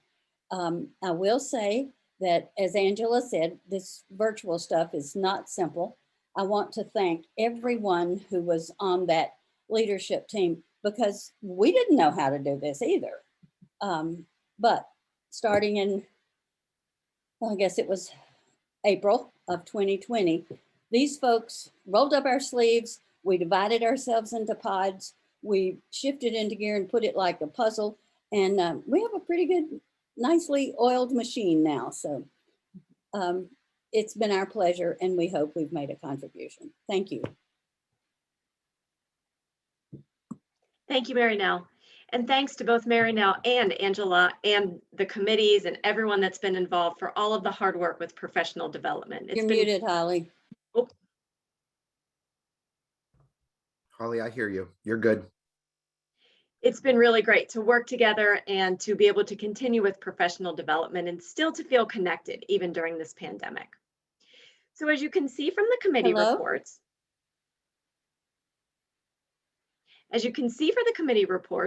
our chapter has been very, very busy this year. We're so lucky to have a chapter filled with such wonderful people working so hard for our chapter members and the population that we serve. Even during this pandemic, these committee members and these chapter members have been working Holly, harder than this is ever. Marinelle. We can't hear you. Can you go back? Marinelle, you turned down your sound in order to speak, and now you can't hear her.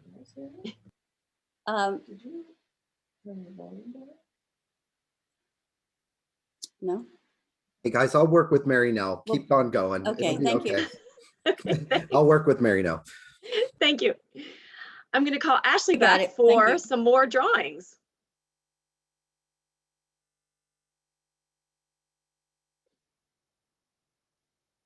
Ashley, can you come back to pull the special giveaway and for the drawing of the 2022 AER International Conference? Yes, can we change the screen so that we can see? Yes, thank you so much.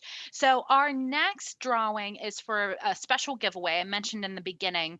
Roberta Becker, she's a TVI and certified Braille transcriber.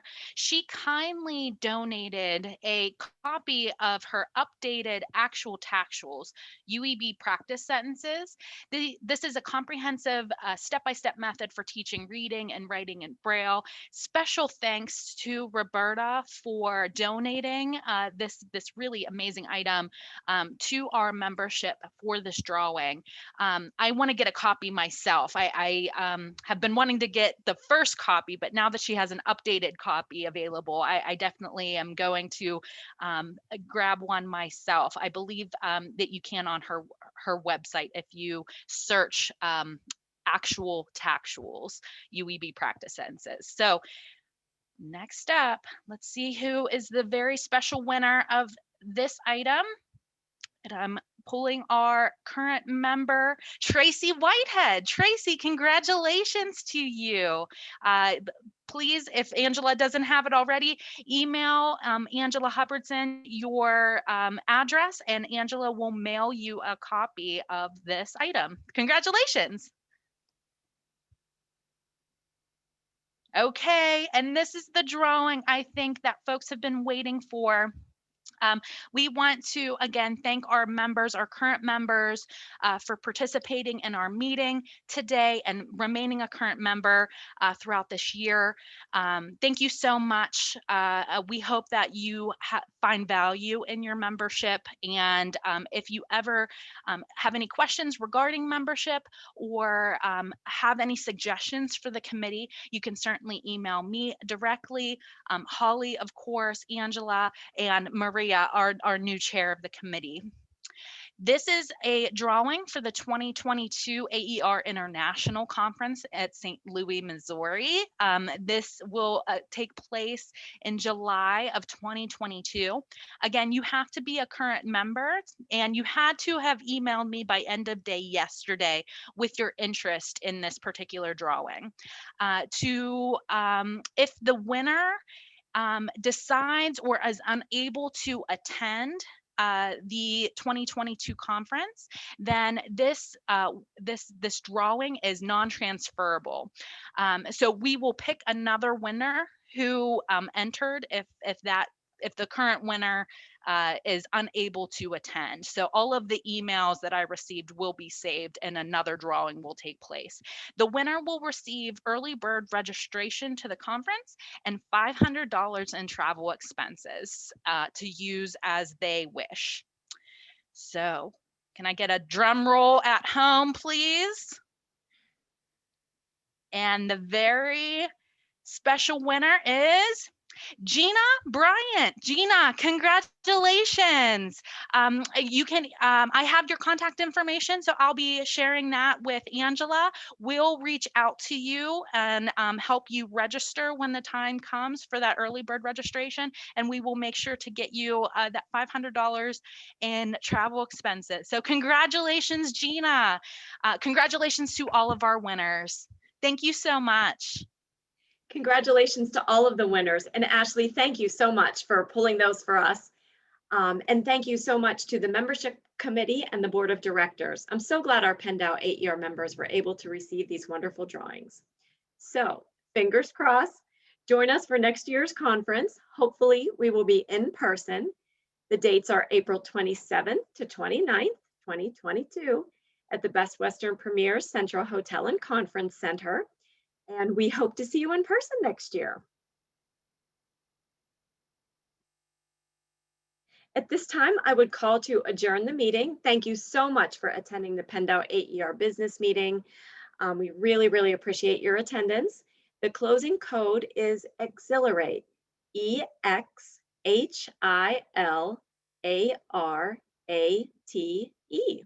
I would like to call to adjourn the meeting. Take care, everyone. Thank you very much.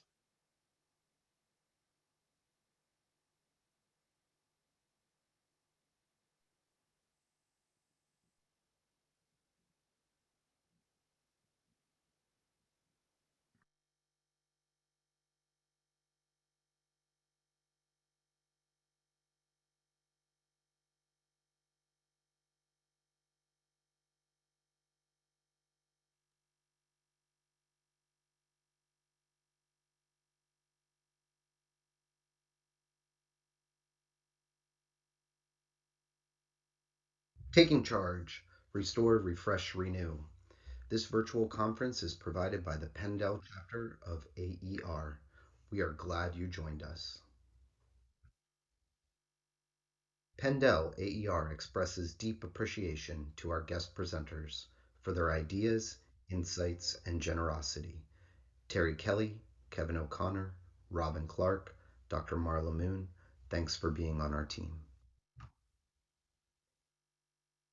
A special thanks to the PennDOW AER Conference Planning Committee, Conference Chair, Angela Humbertson, Assistant Chair, Aaron Weaver, members, Gail Aquino, Dale Cohen, Brenda Egan, Debbie Holzapfel, Frank Erzik, Rebecca Knob, Greg Lazier, Maria Lepore Stevens, Helene Morano, Melody May, Tessa McCarthy, Mary Nell McLennan, Joanne McNamee, Vince McVeigh, Holly Russell, Mark Stechu, Emily Vasile, Tracy Whitehead, Doug Williams.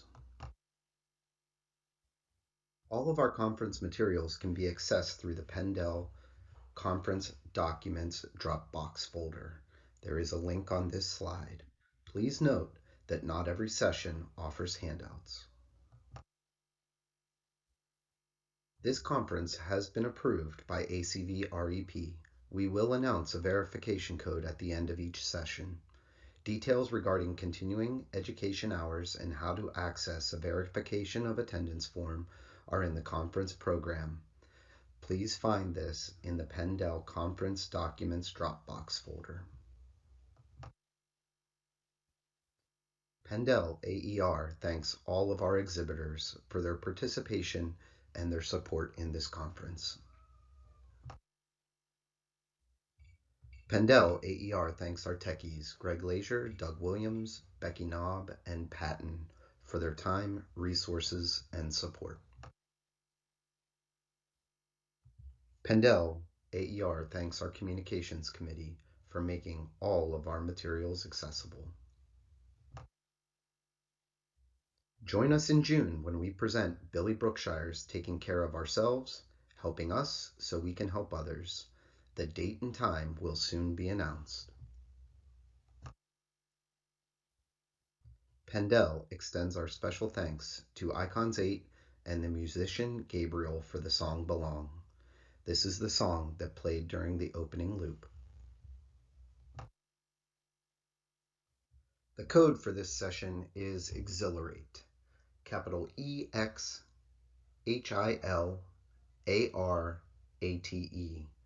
Again, the code for this session is exhilarate. Thank you for joining us. We hope you will attend our 2022 conference in Harrisburg, Pennsylvania, April 27th through the 29th, 2022.